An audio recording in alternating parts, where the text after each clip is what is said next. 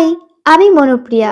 আজ থেকে তোমাদের ৫-৬ দিন মতন আগে আমি বলেছিলাম যে তোমরা কোন উপন্যাসটা শুনতে চাও, পদ্মজা নাকি শাহজাহান তন্ময়। তোমাদেরকে আমি ভোট করতে বলেছিলাম। যে উপন্যাসটা বেশি ভোট পাবে সেই উপন্যাসটা আমি স্টার্ট করব এরপর। তো পদ্মজা আর শাহজাহান তন্ময় উপন্যাসের মধ্যে আমার কাছে বেশি ভোট এসেছিল শাহজাহান তন্ময় উপন্যাসটা শোনার জন্য। ঠিক আছে, চলো। অনেকেই আমাকে ভোট করেছিলে পদ্মজা উপন্যাসটা শোনার জন্য, আর আমাকে কমেন্টেও বলেছিলে। তো আমি যেহেতু কথা দিয়েছিলাম তোমাদের যে যে উপন্যাসটা বেশি ভোট করবে, মানুষ যে উপন্যাসটা বেশি শুনতে চাইবে, সেটাই আমি তোমাদের নেক্সট বলবো। যেহেতু শাহজাহান তন্ময় উপন্যাসটা একটু বেশি ভোট পড়েছে, তো শাহজাহান তন্ময় উপন্যাসটাই এখন স্টার্ট করছি আমি। এরপরে অবশ্যই আমি পদ্মজা উপন্যাসটাও ধরবো। তো চলো বেশি দেরি না করে নাবিলা ইশকের শাহজাহান তন্ময় উপন্যাসটি শুরু করা যাক। শাহজাহান মোস্তফা সাহেব ছিলেন বাবা মায়ের বড্ড আদরের বড় সন্তান। যদি মুখ ফুটে বলতেন বাবা লাউ খাবো, তার পিতা মহাশয় সেই দিনের মধ্যেই লাউ সামনে হাজির করতেন। তবে পিতামাতার ভালোবাসা বেশি দিন কপালে সইল না তার। খুব অল্প বয়সেই তাদের ফেলে যখন বাবা মারা গেলেন, তার ছোট দুই ভাই তখনও বিশ্ববিদ্যালয়ে পড়াশুনো করছিল। বাবার শোক সামলাতে হিমশিম খাওয়া তার মাও পৃথিবীর মায়া ত্যাগ করলেন। বাবার ফেলে যাওয়া ছোটখাটো ব্যবসা আর ছোট দুই ভাইয়ের দায়িত্ব তখন তার কাঁধে এসে পড়ল। তিনি দিশাহারা হয়ে পড়লেন, বিচলিত হয়েছিলেন, নিজের উপর ভরসা হারিয়েছিলেন। মনের মধ্যে প্রশ্ন উঠেছিল একাধিক। পারবেন কি এত কিছু সামলে উঠতে, ভাইদের মানুষের মতন মানুষ করতে? দ্বিধা সংশয় তাকে দমাতে পারেনি। তিনি নিপুণ কৌশলে চেষ্টা করে গিয়েছিলেন। সেই দায়িত্ব পালনের এক বিন্দু ত্রুটি তিনি রাখতে চাননি বলেই দিন রাত এক করে খেটেছিলেন। এত পরিশ্রম, এত দায়িত্বের ভারেও কখনো নুয়ে আসেনি তার কাঁধ। বরং দিনের পর দিন কাঁধ সোজা রেখে মাথা উঁচু করে বুক ফুলিয়ে বেঁচেছেন। নিজের জন্য অর্জন করেছেন সুনাম, অর্থ, সম্পদ। আজ এতগুলো বছর পর যখন আগের স্মৃতিতে বিচরণ চালান, উপলব্ধি করেন এবং নিজের করা তখনকার প্রশ্নের জবাবগুলো গর্বের সাথে আওড়াতে পারেন, তিনি পেরেছেন সবকিছু সামলে উঠতে, ভাইদের মানুষের মতন মানুষ করতে। আজ ভাইদের এত সাফল্য নিজ চোখে দেখে আনন্দিত হন। গর্বে ভরে ওঠে তার বুকের ভেতরটা। তবে তার জীবনে এর চেয়েও বড় পাওয়া তিনি পেয়েছেন, যা কখনো কল্পনা করেননি, কখনো হয়তো বা স্বপ্নেও চাওয়ার স্পর্ধা করেননি, আশাটুকুও রাখেননি। তা হচ্ছে তার ছেলে, তার একমাত্র ছেলে, তার বড় সন্তান, তার চোখের মণি, তার মানিক তন্ময়, শাহজাহানের তন্ময়। মোস্তফা সাহেবদের খাসা বাঙাল এই খানদানে মেয়ে মানুষের সংখ্যা প্রায় শূন্যের কোঠরে গিয়ে দাঁড়িয়েছে। তার নিজের কোনো বোন ছিল না, না ছিল কোনো ফুপি। সেই সুবাদেই বোজদার হওয়ার পর থেকে তিনি প্রথম সন্তান হিসেবে একটি কন্যা সন্তানই চেয়েছিলেন আল্লাহর দরবারে। মোনাজাতে তিনি একটি মেয়ে সন্তানকেই চাইতেন। অথচ বিধাতার ছিল ভিন্ন পরিকল্পনা। ভরা বর্ষার এক ভোরে মোস্তফা সাহেব স্বপ্ন দেখেন। অদ্ভুত স্বপ্ন। স্বপ্নে তার ছেলে সন্তান হয়েছে। সেই ছেলে পুতুলের মতো দেখতে। কি সুন্দর তার গায়ের রং, মুখের গড়ন। মোস্তফা সাহেবের দিকে চেয়ে বাচ্চাটা হাসছে। কি সুন্দর সেই হাসি, যেন মুক্ত ঝরছিল। তারপরেই বাচ্চাটা মুখ খুলল। দাঁতবিহীন মুখ খুলে তাকে ডাকলো বাবা। আশ্চর্য, দাঁত নেই এমন শিশু বাবা ডাকলো কিভাবে? সেই সময় তার স্বপ্নের রীতি ঘটে। আজানের ধ্বনি কানে ভাসছে, পাখিদের কিচিরমিচির, গাড়ির আওয়াজ মিলেমিশে একাকার। তারপর থেকে মোস্তফা সাহেবের আর কিচ্ছুটি ভালো লাগছিল না। অশান্ত মন নিয়ে তিনি স্বপ্নের কথাই ভাবতেন। তার স্ত্রী জাবেদা এই স্বপ্নের 2 মাসের মাথায় অন্তঃসত্ত্বা হলেন। মোস্তফা সাহেব খবর পেয়েই জায়নামাজ বিছিয়ে নামাজে বসে পড়েন। মনোজাতে তিনি স্বপ্নের ওই বাচ্চাটাকেই চাইলেন রবের কাছে। বিধাতা যেন তাকে ওই ছেলে সন্তানই দেন। হাসিতে মুক্ত ঝরা ওই বাচ্চাটিই তার চাই, এবং খোদার অশেষ রহমতে তার ঘর আলো করে এসেছিল তার ছেলে তন্ময়। মোস্তফা সাহেব বড্ড অকারণেই ছেলে পাগল বাবা ছিলেন। কি জানি কেন এত মায়া, এত মমতা তার ছেলের প্রতি ছিল। তিনি মাঝের মধ্যেই কি করবেন হদিশই পেতেন না। ভাবতেন বেশি লাই দিলে যদি ছেলেটা খারাপ হয়ে যায়, বিগড়ে যায়, হয়ে যায় যদি এই এলাকার বকাটেদের মতো। ছেলেটাকে নিয়ে সহস্র স্বপ্ন বুনতেন। ছেলে মানুষের মতো মানুষ হবে, তার গর্ব হবে, এবং হয়েছিল। তন্ময় যখন হাঁটা শিখল, মোস্তফা সাহেব সেই কারণ ধরে চেনা জানা এলাকার প্রায় প্রত্যেকটি ঘরে মিষ্টি পাঠিয়েছিলেন। তন্ময় যখন পিএসসিতে গোল্ডেন এবং প্লাস পেয়ে উত্তীর্ণ হলো, মোস্তফা সাহেব স্কুলের প্রত্যেক শিক্ষকদের দ্বারগোড়ায় নিজ হাতে মিষ্টি নিয়ে গিয়েছিলেন। তিনি যতটা ভালোবেসেছিলেন, ছেলে তাকে রীতিমতো ততটাই গর্বে আপ্লুত করে এসেছে। তার তন্ময় ছোট্টবেলা থেকেই ছিল অত্যন্ত শান্ত, ভদ্র এবং চুপচাপ স্বভাবের। মোস্তফা সাহেব ছেলেকে অফিসে বসিয়ে ঘন্টার পর ঘন্টা মিটিং শেষ করে এসে দেখতেন তার তন্ময় চুপচাপ বই হাতে নিয়ে বসেই আছে। তন্ময়ের একাডেমিক রেজাল্ট সবসময় ছিল চমৎকার। কখনো মোস্তফা সাহেবকে দুটো শব্দ অপচয় করতে হয়নি ছেলের পড়াশোনার পেছনে। বাজে বন্ধু বান্ধবদের সাথে মিশে আড্ডাবাজি করা স্বভাবও ছিল না। বিকেল বেলাতে এলাকার ছেলেদের সাথে ফুটবল খেলা ছাড়া দৈনন্দিন অ্যাক্টিভিটিসও ছিল সীমিত। উল্টো মাঝে মধ্যে বন্ধুর দুষ্টু ছেলেদের দেখে তিনি আশ্চর্যই হতেন। মোস্তফা সাহেবের বন্ধুরা এসে যখন হিংসাত্মক সুরে বলতেন, মোস্তফা, তোর ছেলেটা এত চমৎকার কেন বলতো? কি খাইয়ে পয়দা করেছিস বল, আমরাও একটু জেনে রাখি। সত্যি বলতে মোস্তফা সাহেবের অহংকার হয় সেই নিয়ে। তার ছেলে তার অহংকার। তিনি ছেলের কোনো ভুলই দেখতে পান না, কোনো ত্রুটিই খুঁজে পান না। তার মনে হয় তার ছেলের মতন ছেলে আর হয় না, হতেই পারে না। তার ছেলে সমগ্র পৃথিবীতে একটাই, শাহজাহান তন্ময়, এক পিস। আষাঢ় মাসের এক ঝুম বর্ষার ভোর। সারা রাত ধরে বর্ষিত হলো ঝুম বৃষ্টি। কবিদের ভাষায় একে ডাকা হয় প্রেম বৃষ্টি নামে। ভোরেও ঝিরিঝিরি এই প্রেম বৃষ্টি চলমান রইল। আজ সূর্য ওঠেনি, ফোরকাস্ট জানাচ্ছে সারা দিন বৃষ্টিই হবে। সূর্যের দেখা মেলা ভার। মেঘলা আকাশের বুক থেকে ঝর্ণার মতন ঝরতে থাকা বৃষ্টির এক একটি ফোঁটা পড়ছে জানালার শক্ত কাছে। ঘরের ভেতরটা মেঘলা আকাশের মতন আঁধারে। সাদা রঙের দেওয়াল ঘড়ির কাঁটা তখনও 7টা ছোঁয়নি। ধপধপে সাফেদ বিছানায় পেটে ভর দিয়ে শোয়া উদম শরীরটা কোমর পর্যন্ত কমফোর্টার টানা। কালো কুচকুচে ঘন ছোট চুলের মাথাটা কাত করে ডান গালটা বালিশে ডুবিয়ে হাত দুটো জড়িয়ে রেখেছে বালিশটাকে। শান্ত নীরব পরিবেশে বিক্ষোভ প্রতিবাদী মিছিল নামার মতন এই ঝংকার। হাসছে বেশ শব্দ করে। হাসি চিৎকার মিলেমিশে এক এলাহি কাণ্ড। তন্ময়ের গভীর ঘুম মুহূর্তে ছুটে যায়। অস্পষ্টভাবে একবার চোখ জোড়া খুলে তাকিয়ে আবার বুঝে নেয় শক্ত করে। যেন এই চিৎকার, এমন হট্টগোল আজ নতুন নয়, নিত্যদিনই হয়ে আসছে। আসলেই হয়ে আসছে। তার সয়েও গেছে চমৎকার ভাবে। তার ঘরের দরজাটা আপাতত খোলা। তন্ময় স্বেচ্ছায় রেখেছে। তার বাবা শাহজাহান মোস্তফা ফজরের আজান পড়তেই পুরো বাড়ি ঘর পায়চারি করেন। আসেন তন্ময়ের ঘরেও। দোয়া দুরুদ পড়ে ছেলের গায়ে ফু দেন।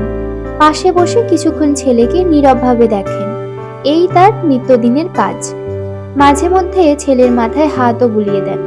তারপর দরজাটা খোলা রেখেই চলে যান। তাই নিচের হইচইয়ের শব্দ এমন নীরব সাত সকালে কানে তীরের মতন লাগাটাই স্বাভাবিক নয়। তার উপর আবার তন্ময় খুব লাইট স্লিপার। মৃদু শব্দেও তার ঘুম ভেঙে যায়। এই যে যখন মোস্তফা সাহেব ধীরে সুস্থে প্রবেশ করলেন, তন্ময়ের ঘুম সঙ্গে সঙ্গে ভেঙে গিয়েছিল। তবে সে বুঝতে দেয়নি, ঘুমের ভান করে পড়েছিল। তার বাবার আবার পাতলা চামড়া। তিনি ঘরে এসে দোয়া দুরুদ পড়ে ছেলের গায়ে ফু দেন, মাথায় হাত বুলিয়ে দেন। আর তা ছেলে দেখে ফেলেছে বুঝলেই ভদ্রলোক লজ্জায় আর আসবেই না। তন্ময় চায় বাবা এভাবেই সবসময় সারা জীবন আসুক। বাবার গায়ের বাবা বাবা গন্ধ সকাল সকাল নিতে পারাটা তার কাছে চমৎকার বিষয়। উল্টো একদিন মোস্তফা সাহেব না এলে তন্ময় চিন্তায় পড়ে যান। বাবার গোড়ালির ব্যথাটা শুরু হলো না তো? নাকি প্রেশার হাই হলো? মাইগ্রেনের সমস্যাটাও আছে তো? মাঝের মধ্যে তার বুকও ব্যথা হয়। এইসব নিয়ে সে চিন্তায় আর ঘুমোতে পারে না। স্বচক্ষে গিয়ে তখনই বাবাকে একবার দেখাই মুখ্য বিষয় হয়ে দাঁড়ায়। তন্ময় উঠে বসে বেডের হেডবোর্ডে হেলান দিয়ে। সাইড টেবিল ল্যাম্পের সুইচ টিপে দিলে হলদে রঙের মৃদু আলোতে ঘরের অন্ধকার কমে আসে। টেবিল ল্যাম্পের পাশেই তার সেলফোনটা। ঘুমানোর সময় ফোন সাইলেন্ট করে ঘুমানোই তার অভ্যাস। তবে এই অভ্যাস পরিবর্তন করতে হবে যত দ্রুত সম্ভব। তাদের অফিসে নতুন জয়েন হয়েছে সে। কাজের ক্ষেত্রে যখন তখন প্রয়োজনীয় কল আসতেই পারে। ফোন সাইলেন্ট করে রাখলে কিভাবে চলবে? এও জানে ফোন সাইলেন্ট না করলে কপালে তার ভোগান্তিও আছে। তন্ময়ের বন্ধু বান্ধব সবার কমন সেন্সের ভীষণ অভাব। রাত্রে 4টে নয়, সকালে 6টা নয়, প্রয়োজন হলেই কল দেবে। একবার নয়, দুইবার নয়, বারবার। যতক্ষণ পর্যন্ত না সে ধরবে ততক্ষণ সে কল দেবেই। এই সমস্যার একটাই সমাধান আছে তার কাছে, নতুন সিম। এখন পর্যন্ত সে একটাই সিম চালায়, তবে এবার বোধহয় অফিসের জন্য আলাদা সিম কিনতে হবে। ফোনের স্ক্রিনে ভাসছে তাদের হোয়াটসঅ্যাপ গ্রুপের নোটিফিকেশন। রাতের 4টে পর্যন্ত কি সব যাতা নিয়ে কথাবার্তা বলেছে ছেলে মেয়েগুলো। ফোন আবার টেবিলের উপরে রেখে তন্ময় উঠে দাঁড়ায়। আজ সে দৌড়াতে যেতে পারেনি। বৃষ্টি হচ্ছে দেখে হয়তোবা মোস্তাফা সাহেবও ডাকেননি। বাবা ছেলে মিলেই তো নিত্যদিন দৌড়াতে বের হন। অবশ্য মোস্তাফা সাহেব জগিং করেন, তন্ময় দৌড়ায়। তন্ময় এগিয়ে গিয়ে জানলার পর্দা সরিয়ে দেয়। ঝুম বৃষ্টি। এই বৃষ্টি মনে হচ্ছে না সহজে থামবে। বাইরেটা ঘন কালো মেঘের মতন অন্ধকারে আচ্ছন্ন। কেমন ঝিমঝিম করা আবহাওয়া। তন্ময়ের বৃষ্টি পছন্দ নয়, এমন মেঘলা আবহাওয়াও নয়। তার ঝরঝরে পরিষ্কার বাতাস, নীল সাদাটে আকাশ ভালো লাগে। ঝলমলে দিনগুলোতে বেরিয়েও শান্তি, কাজকর্ম করেও শান্তি। এই যে বৃষ্টির জন্য আজ সে দৌড়াতে যেতে পারেনি। আজ সারাদিন তার মাথা ব্যথা করবে। দৈনন্দিন জীবনে যা সে করে অভ্যস্ত তার বিপরীত ঘটলে মাথার মধ্যে যন্ত্রণা হয়, বিরক্ত লাগে তার। বিরক্ত চোখ দুটোর দৃষ্টি হঠাৎ গিয়ে থামল প্রাচীরের পেছনে লুকিয়ে থাকা মেয়েটির উপর। পিঠ তার দিকে, শুভ্র রঙের কামিজ পরনে, লম্বা ঘন কালো চুলের মোটা বিনুনি পিঠে পড়ে আছে। লাল ওড়নাটা বাতাসে দুলছে। পায়ে জুতো নেই, ধপধপে ফর্সা পা জোড়া পায়চারি চালাচ্ছে ছাউনির নিচে, ওকে ঝুঁকিয়ে দিচ্ছে এদিক ওদিক। হয়তো বা সুযোগ বুঝে বাগানের দিকটাতেই যেতে চাইছি ফুল তোলার বাহানায় বৃষ্টিতে ভিজতে। ভীষণ বৃষ্টি ভালোবাসে কিনা, বৃষ্টি দেখলেই পাখির মতো উড়ে উড়ে বেরিয়ে পড়ে ভেজার জন্য। নিশ্চিত ছাদের দরজা বন্ধ করে দিয়েছে চাচি, তাই বাগানে এসেছে। তন্ময় ফিরে তাকালো ঘরের দেওয়াল ঘড়িতে। এত সকালে বৃষ্টিতে কে ভিজতে চায়? এমনিতে তো ওকে সাত সকালে তোলা অসম্ভব হয়ে দাঁড়ায়। তন্ময় ওই চঞ্চল পা জোড়া থামাতে মুহূর্তেই গম্ভীর গলায় ধমকে ওঠে, অরু! তন্ময় স্পষ্ট খেয়াল করলো ছোটখাটো শরীরটা তার গর্জনে কেঁপে উঠেছে। ধরফড়িয়েই আতঙ্কিত চোখ তুলে তাকালো। সুন্দর চোখ মুখে পানির ছিটে ফোটা। মনে হলো পদ্ম ফুলের বৃষ্টির পানি পড়েছে টিপ টিপ করে। গোলগাল মুখটা ভয়ে এইটুকু হয়ে গেছে। হাঁসফাঁস করে কোনো রকমে ছুটতে পালালো ভেতরে। বড্ড চঞ্চল। বড় চাচি আনোয়ার সাহেবের একমাত্র সন্তান, এটাই অরু। ভীষণ আদরের বড় করেছেন। মেয়ে যা চেয়েছে তাই এনে দিয়েছেন। সাথে তার বাবা ছোট চাচা তো আছেনই, আর সবচেয়ে বড় একজন তন্ময় নিজে। সবাই মিলেই মেয়েটাকে এমন বিগড়ে ফেলেছে। একদিক দিয়ে অবশ্য তন্ময়ের শান্তি আছে যে সব দোষীপনা ওর বাড়ির মধ্যেই। এমনিতে লক্ষ্মী আছে। তন্ময় তাকিয়ে রইল অরুর এতক্ষণ দাঁড়িয়ে থাকার জায়গাটার দিকে। আজ ওর 17তম জন্মদিন। জন্মদিন উপলক্ষে সন্ধ্যায় ঘরোয়া আয়োজন করা হয়েছে। বার্থডে কেকের অর্ডার তন্ময় নিজেই দিয়েছে গতকাল রাত্রে। 4তলা কেক, চকলেট ফ্লেভার। ও আবার চকলেট ফ্লেভারটা খুব পছন্দ করে। কেকের ফ্লেভারটা এবার ভালো হলেই হয়। জানালার পর্দা ছেড়ে তন্ময় গোসলে ঢোকে। সাত সকালে গোসল করার স্বভাব থাকলেও আজ করল না। আজ সে বাড়িতেই আছে, অর্থাৎ সাত সকালে গোসল করার প্রয়োজন নেই। দুপুরের দিকে করা যাবে খন। অরুর জন্মদিন বলে অফিস যাওয়া হয়নি। অবশ্য সে চেয়েছিল যেতে, সন্ধ্যার আগেই ফিরে আসতো। যেহেতু অফিসে নতুন জয়েন করেছে, কোনোভাবেই অ্যাবসেন্স থাকলে চলছিল না। কিন্তু মুস্তাফা সাহেব বেঁকে বসলেন। তার এক কথা, আজ বাড়িতে থাকতেই হবে। অগত্যা আর যাওয়া হয়নি তন্ময়ের। বাবার কথা খুব কমই সে অমান্য করেছে তার জীবনে। বাবার কথার সবচেয়ে বড় অমান্য তার এখনো করা বাকি। যা বুঝছে এবং দেখছে সেই দিন বেশি দূরে নেই। তন্ময় হাত মুখ ধুয়ে বেরিয়ে দেখে বিছানায় পা দুলিয়ে বসে আছে দীপ্ত, তন্ময়ের ছোট চাচুর ছেলে। ওহি সাহেবের 3 সন্তান, বড় আকাশ, রুবি মেঝো, আর ছোটটা দীপ্ত। দীপ্তর কোকড়ানো চুলগুলো বেশ বড় হয়ে গেছে, বাতাসে চুলগুলো দুলছে। পা জোড়াও দুলিয়ে চলেছে দিব্যি। গোলগাল চোখ মুখে মোটা ফ্রেমের চশমা। এবার ক্লাস 5-এ উঠেছে। তন্ময়কে দেখতে পেয়ে বোকাশোকা হাসলো মুখ ভরে। বুজুর্গদের মতন বলল, তন্ময় ভাইয়া, আজ আমি একটা দুঃস্বপ্ন দেখেছি। স্বপ্নতে তুমিও মেইন ক্যারেক্টার হিসেবে আছো। আমি তোমাকে স্বপ্নটা বলতে চাই। হাতের তোয়ালে দিয়ে মুখ মুছতে মুছতে তন্ময় ডান ভুরু তুলে বলল, বল তবে। দীপ্ত ব্যস্ত গলায় হাত নাড়িয়ে স্বপ্নের বর্ণনা করলো। স্বপ্নে তুমি অরূপীকে খুব করে ধমকাচ্ছ, আমার জন্যই। অরূপী আমার কান মুলে দিয়েছিল বলে। তুমি ধমকানোতে অরূপী ভীষণ কাঁদলো। আমি অরূপীকে সান্ত্বনা দিতে যেতেই আপু আমার চুল টেনে সব ছিঁড়ে ফেললো। আমি হয়ে গেলাম টেকো। তন্ময় ততক্ষণে তোয়ালেটা মেলে দিয়েছে বারান্দায়। দীপ্ত পিছু পিছু ঘুরছে তার। এই স্বপ্নের কি কোনো মানে আছে? তোমার কি মনে হয় ভাইপো, অরূপী কি সত্যিই আমার সব চুল টেনে ছিঁড়ে ফেলবে ইন ফিউচার? আমার কি তার থেকে দূরত্ব রাখা প্রয়োজন? তন্ময় কপাল মালিশ করলো 2 আঙুলে। তার মাথা ধরেছে। অহেতুক আলাপ মোটেও পছন্দ হচ্ছে না। তার গম্ভীর মুখে আদেশ ছুড়ল, এই ব্যাপারে পরে কথা বলছি, তুই গিয়ে আমার জন্য কফি পাঠাতে বল। দীপ্ত ব্যস্ত পায়ে বেরিয়ে গেল। ছেলেটা কাজের আছে, তন্ময়ের বেশ বাধ্য। যা বলবে সে অক্ষরে অক্ষরে পালন করবে। দীপ্তকে পাঠিয়ে তন্ময় ল্যাপটপ কোলে নিয়ে বিছানায় বসলো। অফিসের কিছু ইমেল চেক করার আছে। ল্যাপটপ খুলে সে মুহূর্তে ব্যস্ত হয়ে পড়ল। বারান্দার দরজা খোলা, জানলার কাচ সরানো, বৃষ্টির শব্দে ঘরদোর মুখর। এই সময়ে দরজায় টোকা পড়ে। তন্ময় মাথা তুলে না চেয়েও শুধু পদধ্বনিতে বুঝে নেয় আগন্তুক কে হতে পারে। ল্যাপটপ স্ক্রিনের দিকে তাকিয়েই অনুমতি দেয়, আয়। অরুর হাতে ট্রেতে ফ্লাক্স, কফির জন্য ফাঁকা মগ, প্লেটে ফ্রুটস কাটা, অরেঞ্জ জুসের গ্লাস। ট্রেটা নিয়ে এতটুকু পথ অতিক্রম করতে গিয়ে দুবার হোঁচট খেলো মেয়েটা, অথচ পরিষ্কার পথ। হোঁচট খাওয়ার কোনো কারণ তন্ময় দেখছে না। ল্যাপটপ স্ক্রিন থেকে দৃষ্টি সরিয়ে অরুর উপর ফেলল। চোখে কাজল দিয়েছে, ঠোঁটে গোলাপি লিপস্টিক পরা। লিপস্টিকের ওপর সম্ভবত আরো কিছু দিয়েছে, চকচক করছে কেমন। তন্ময় দৃষ্টি ফিরিয়ে নিল। গম্ভীর মুখে জিজ্ঞাসা করল, এত কিছু কেন? কফি চেয়েছিলাম। অরু ট্রেটা ধীরে সুস্থে খুব সচেতনতার সাথে টেবিলের উপর রাখতে নিয়ে বলল, বড়মা খালি পেটে কফি খেতে নিষেধ করেছেন, বলেছেন কিছু একটা খেয়ে নিয়ে তারপর কফি খেতে। ও খুব সাবধানতার সাথে ট্রে টেবিলে রাখতেই গ্লাস থেকে জুস পড়ল ট্রেতে। জুসে ভিজলো কাটা ফ্রুটসগুলো। অরু হন্তদন্ত হয়ে পরনের লাল ওড়না দিয়ে জুস মুছতে যেতেই তন্ময় নিমেষে ওর নরম সরম হাতটা ধরে ফেলল। 1 সেকেন্ডের জন্য মাত্র, তারপর ছেড়ে দিল নির্বিকার ভাবে। বলল, কিছু করতে হবে না। ওর কিছু করা মানে সব আরো এলোমেলো করে ফেলা। এর চেয়ে এমনিই থাকুক। অরুর মুখটা কালো হয়ে গেল, হাঁসফাঁস করছে কেমন।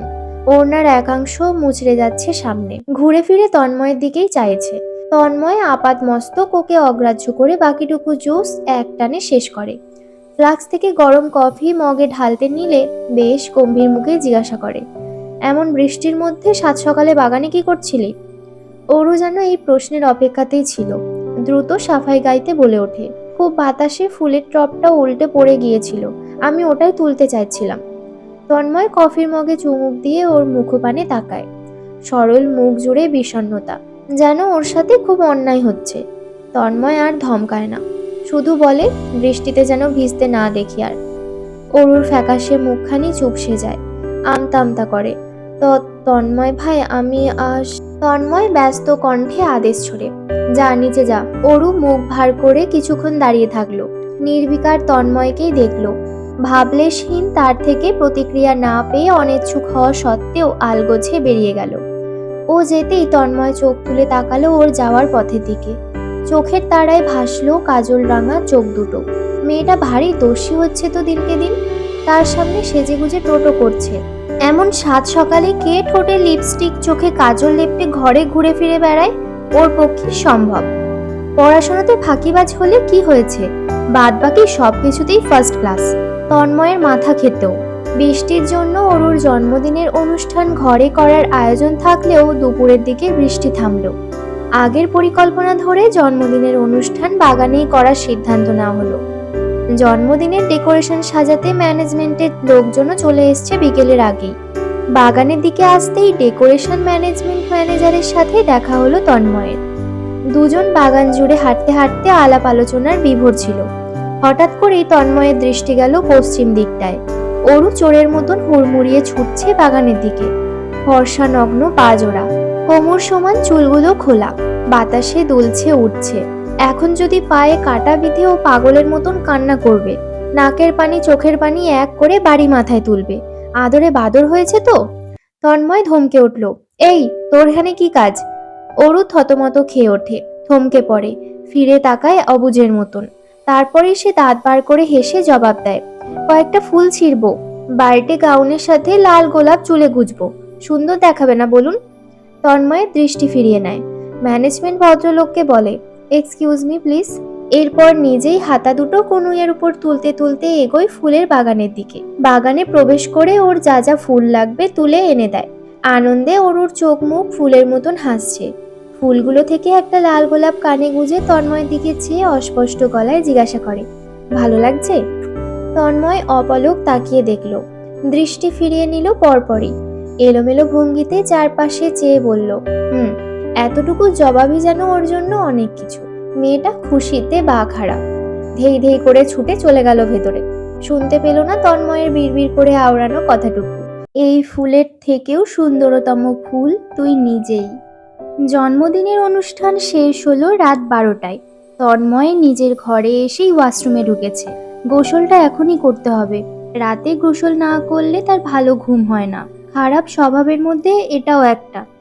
মাত্রই গোসল সেরে বিছানায় বসেছে, সে সময় দরজা ঠেলে একটা মাথা ঢুকে পড়ে।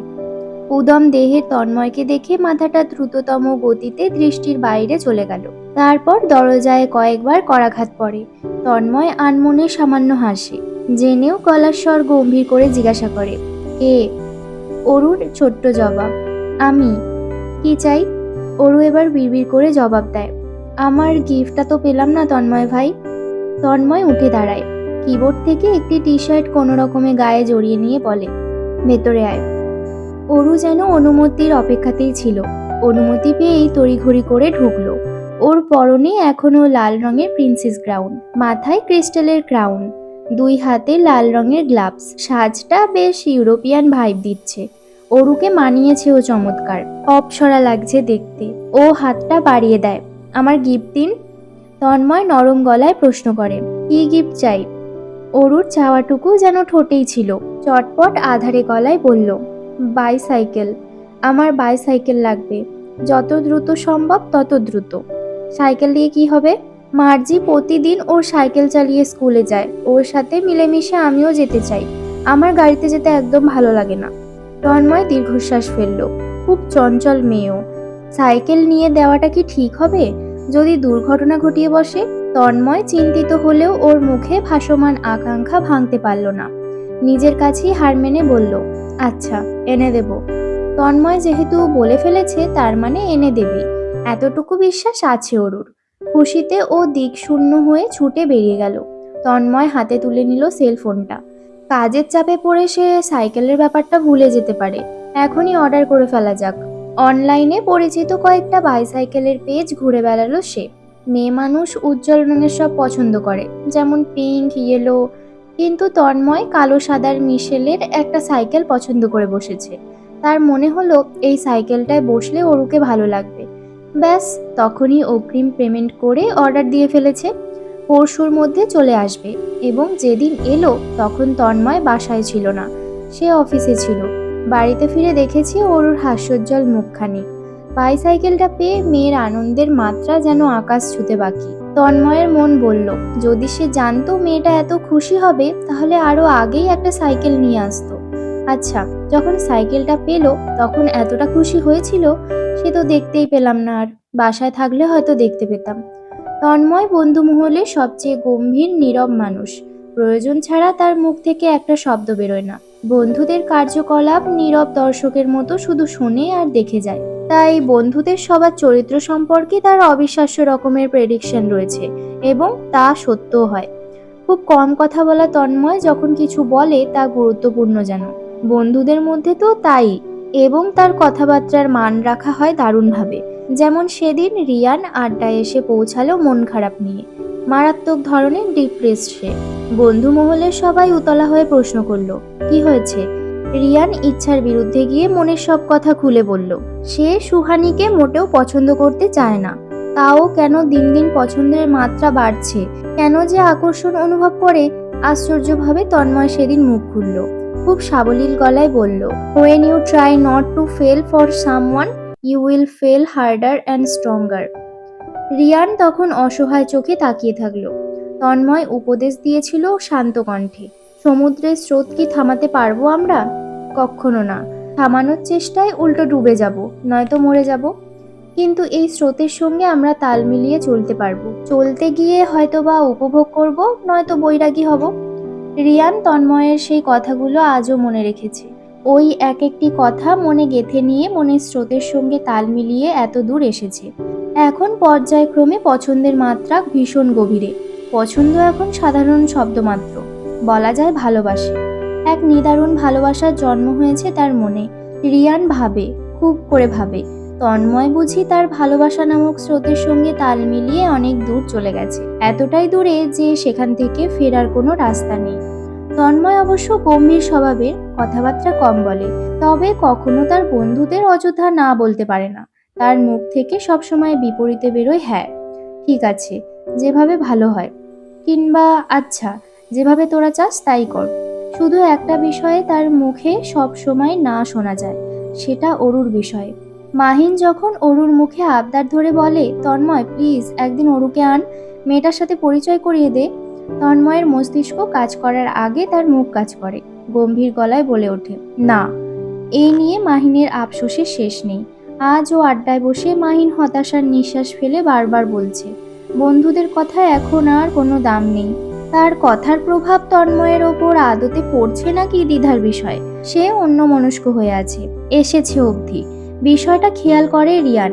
ড্রিঙ্কের গ্লাস টেবিলে রেখে উঠে দাঁড়ায়। তন্ময়ের পেছনে দাঁড়িয়ে তার কাঁধে হাত রাখলো। প্রশ্ন করলো, কি হয়েছে? অরু বুঝি বেশি পেইন দেয়? তন্ময় মাথা তুলে একবার তাকালো। এই দৃষ্টিতে অদ্ভুত কাতরতা দেখালো। মুখে কিছু বলল না, চেয়ে থাকলো শূন্যে। মাহিন জিজ্ঞাসা করলো, কিছু হয়েছে? মুহূর্তে বন্ধুদের মধ্যে চিন্তার জোরালো তোড়জোড় শুরু হলো। আপাতত সব কয়টা নীরবতা পালন করছে। তন্ময়কে বেশ ডিপ্রেস দেখাচ্ছে। এমনটা কখনো দেখা যায় না। এভাবে মন খারাপ করে থাকা ছেলে সে নয়। মাহিন উত্তেজিত হলো। তার হাতের ড্রিঙ্কসটাও বিস্বাদ লাগলো। সে উঠে দাঁড়ালো। কাছে গিয়ে তন্ময়ের কাঁধ চেপে তাকেও দাঁড় করালো। নিয়ে চললো রেস্টুরেন্টের ছাদের দিকটায়। যাবার আগে বলল, থাক তোরা, আসছি। রিয়ান থাকলো না। মানি ব্যাগ পকেটে ভরতে ভরতে দুজনের পিছু ছুটলো। এই রেস্টুরেন্টের ছাদটা বেশ আকর্ষণীয়। মানুষজন আপাতত নেই। তন্ময় তার দুই বন্ধুর মাঝখানে দাঁড়িয়ে একটা সিগারেট ধরালো। দেখা দেখি মাহিন আর রিয়ানও ধরালো। এবার আর কেউ প্রশ্ন করে না, শুধু তাকিয়ে থাকে জাঁকজমক রাস্তায়। তন্ময় একসময় নিজেই আনমনে প্রশ্ন করে অদৃশ্যে, আমি কি অধৈর্য হয়ে গেলাম? রিয়ান চাপা স্বরে বলে, আমার দেখা সবচেয়ে ধৈর্যশীল পুরুষ তুই। তন্ময় দীর্ঘশ্বাস ফেলল, ছটফট করে উঠল। বলল, আজকাল বাসায় ফিরতেও ভয় লাগে। আবার বাসায় তাড়াতাড়ি না পৌঁছালেও অশান্তি অনুভব করি। নিজেকে ভীষণভাবে অধৈর্য মনে হচ্ছে। হঠাৎ কী কারণে এমন মনে হচ্ছে তোর? তন্ময় কপালে আঙুল ঘষে, ফিসফিস করে বলে, অরু আমায় পছন্দ করা শুরু করেছে, অ্যাজ আ লাভার। মাহিন বড়সড় চোখে তাকায়। রিয়ান আপ্লুত কণ্ঠে বলে, তা তো আনন্দের বিষয়। আর তোর মতো ছেলের ওপর ফল করা কি সাধারণ বিষয় না? আচ্ছা, বুঝতেছিস কিভাবে অরু তোকে পছন্দ করে? মাহিন তেরা চোখে তাকায় রিয়ানের দিকে, যেন গাধার মতো কথা বলেছে। ধমকে সুরে বলে, গাধা নাকি তুই, নাকি বলদ? অরুকে হাতে পিঠে চড়িয়ে বড় করলো, তো ও বুঝবে না তো কি তুই বুঝবি নাকি? আচমকা তন্ময় হেসে ওঠে। হাসির শব্দে চমকায় মাহিন। তন্ময় হাসতে হাসতে তাকালো বন্ধুদের দিকে। হেসে হেসেই বলল, আমি বাড়িতে থাকলে ও আমার চারপাশেই ঘুরবে। আমার সাদা রং পছন্দ না, ঘুরে ফিরে সাদাই কামিজ পরবে। ডাইনিংয়ে খেতে বসলে ও ঘুরে ফিরে আমাকেই দেখবে। ইদানিং ভীষণ সাজগোজ করে থাকতে চায়। ভাব, সাত সকালে যাকে ঘুম থেকে ওঠানো দুষ্কর, সেই মেয়ে কাজল পরে সকাল সকাল সামনে এসে দাঁড়ায়। আর ওর এসব পরিবর্তন আমি একা দেখছি না, বাড়ির সবাই দেখেছে। সেদিন বাবা এলো রুমে, এসে বলছে আমায় ভিন্নভাবে চলাফেরা করতে। আমার চলাফেরা, কাপড় চোপড় পরার ধরন দেখে নাকি ওর কিশোরী মনে পরিবর্তন এসেছে। মাহিন শব্দ করে হেসে উঠল। হাসতে হাসতে চোখের কোণে পানি জমেছে। তন্ময় দীর্ঘশ্বাস ফেলল।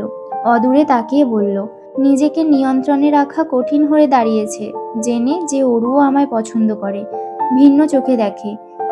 সেদিন বাড়ি ফিরে বেয়াদবের মতন অরুর রুমে ঢুকেছি ওকে দেখতে, যেটা আমি কখনোই করিনি। হ্যাঁ, আমি প্রাইভেসি মেনটেন করি। অথচ জানিস, আগে যে চোখে দেখতাম আজকাল তার বিপরীত হয়ে দাঁড়িয়েছে। বিষয়টা খুবই বিশ্রী হয়ে উঠছে দিনকে দিন।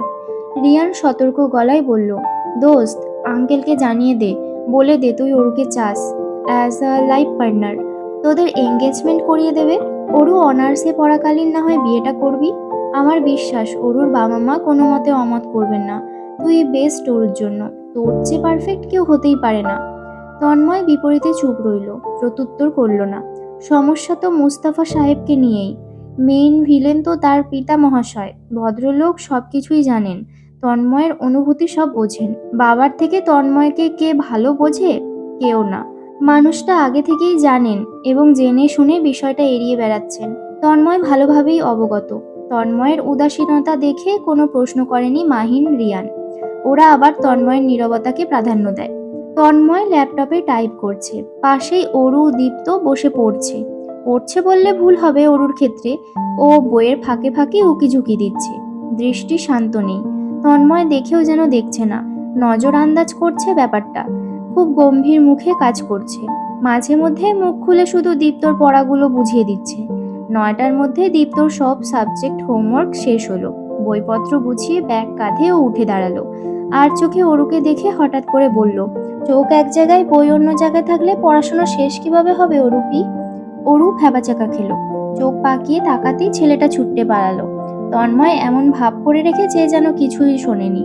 কিন্তু বাস্তবতা ভিন্ন। সে ছোট থেকে ছোট বিষয়টাও খেয়াল রেখেছে। নিজেকে, নিজের মনকে সংযত করলেও চোখ দুটোকে সংযত করা গেল না।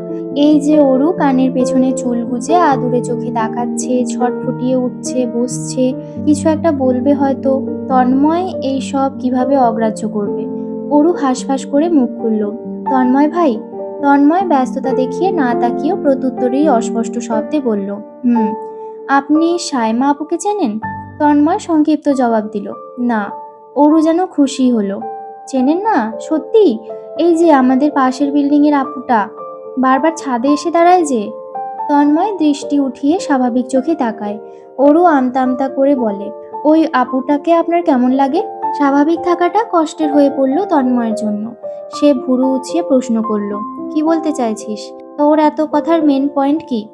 অরু মুখ গোমড়া করে বলে, আপুটা ভালো না জানেন, কেমন জানো আপনার দিকে বাজে চোখে তাকায়। খেয়াল করেননি বুঝি? সেদিন দেখলেন না বিকেলে কেমন করছিল? আর আজ তো আমায় ডেকে বলল আপনার নাম্বার দিতে। কত বড় সাহস ভাবেন? তুই দিয়েছিস? অরু দ্রুত বলল, না না, আমি কেন দেব? কখনো দেব না। পাগল নাকি, মাথা খারাপ? আমাকে চেনে? শেষের দিকে এরকম তিরবির করেই বলল। তন্ময় আনমনেই নরম গলায় বলল, গুড, ভেরি গুড। আড়ালে তন্ময় সামান্য হাসেও। অরু পুনরায় হাঁসফাঁস করছে। ঘড়ির কাঁটা 10টায় যেতেই তন্ময় উঠে দাঁড়ালো। ল্যাপটপ গুছিয়ে ফেললো। সেগুলো টেবিলে রেখে পিছু ফিরে দেখলো অরু তখনও বসে, যেন ওখানেই থাকবে। তন্ময় ডান ভুরু তুলতেই অরু নিঃশব্দে মুখ বেঁকালো। ধীরে সুস্থে উঠে দাঁড়ালো। বইপত্র বুকে জড়িয়ে যাওয়ার জন্য রওনা হলো। তবে যায় তো যায় না অবস্থা। দরজার কাছটায় গিয়ে ফিরে তাকালো, ঘুরে দাঁড়ালো, বিড়বিড় করে জিজ্ঞাসা করলো, তন্ময় ভাই, আপনার কেমন মেয়ে পছন্দ? তন্ময় মুখ গম্ভীর রাখার চেষ্টা করে। এই গম্ভীর মুখ দেখে অরু ভয় পায়, দ্রুত পায়ে ছুটে পালায়। তন্ময়ের অধর জুড়ে হাসির বিচরণ। বেশ খানিকক্ষণ দাঁড়িয়ে সে বোকার মতন মুচকি হাসে। হেঁটে গিয়ে দাঁড়ায় বারান্দায়। বাতাস ঠান্ডা। একটা সিগারেট অজান্তেই ধরিয়ে বসে। সে দিনটা ছিল শুক্রবার। সারা দিনটা ছিল মেঘলা। বেশ রাত করে ঝুম বৃষ্টি নামে। তন্ময় বন্ধুদের সাথে দুদিনের ট্যুর দিয়েছিল, ফিরেছে মাত্র। সামান্য ড্রিঙ্কও করেছিল, তবে নেশায় ধরেনি তাকে। এতটুকুতে নেশা চড়েও না তার। গভীর রাতে যখন বাড়িতে ঢুকলো, সব শান্ত, নিস্তব্ধ, অন্ধকার। একদম ভিজে একাকার তন্ময়। সেভাবেই সিঁড়ি বেয়ে ওপরে উঠে আসে। সোজা নিজের রুমের সামনে এসে দাঁড়ায়, তবে ভেতরে ঢোকে না। দাঁড়িয়ে থাকে রোবটের মতন। হঠাৎ বাম দিকে হাঁটা ধরল। অরু দরজার সামনে এসে দাঁড়ালো। দরজায় হাত ছোঁয়াতেই দরজাটা সামান্য খুলে গেল। মেয়েটা দরজা লাগায় না কেন? কেন কেন কেন? তন্ময় রাগ হবে নাকি সুযোগের সদ্ব্যবহার করবে বুঝে উঠতে পারছে না। ভীষণ ইচ্ছে করছে ভেতরে যাওয়ার, অরুকে একটু দেখবার, কিন্তু শেষ মুহূর্তে নিজের ইচ্ছেকে আটকে রাখলো। মাথাটা দরজায় ছুঁয়ে সেভাবেই দাঁড়িয়ে থাকলো। পায়ের শব্দ শুনতে পেতেই চমকে ফিরে তাকিয়ে দেখে মোস্তাফা সাহেব এসে দাঁড়িয়েছে। চোখ মুখ তার পুকুরের জলের মতন শান্ত। মোটেও আশ্চর্য হননি তিনি। তন্ময় মনে প্রাণে নিজেকে প্রস্তুত করে নিয়েছিল বাবার প্রশ্নের সম্মুখীন হওয়ার, কিন্তু তা তো হলো না। মোস্তাফা সাহেব ভীষণ শান্ত গলায় বলল, ঘরে যাও। তন্ময় থমকালো, কিছু বলতে গিয়েও থেমে গেল। বাধ্য ছেলের মতন এগিয়ে গেল নিজের রুমের সামনে, নির্দ্বিধায় ঢুকলো ভেতরে। মোস্তাফা সাহেব দাঁড়িয়ে থেকে ছেলের রুমের দিকে বেশ কিছুক্ষণ তাকিয়ে থাকলেন। অজানা ভাবনায় দীর্ঘশ্বাস ফেললেন। এক পর্যায়ে নিচতলায় নেমে নিজের রুমে চলে গেলেন। তখনই তন্ময় আবার বেরিয়ে এলো রুম ছেড়ে। আর এক মুহূর্ত সময় অপচয় করে না, সোজা গিয়ে ঢোকে অরুর ঘরে। ওকে দুদিন না দেখে সে তৃষ্ণার্ত রীতিমতো। সকালের অপেক্ষা তাকে দিয়ে হবে না, সম্ভব নয়। অরুর ঘরে জানলা খোলা, এসি বন্ধ, ফ্যান ভো ভো শব্দে চলছে।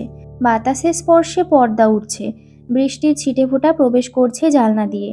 তন্ময় নিজের পছন্দের দরজাটা লাগিয়ে পা বাড়ালো বিছানার দিকে।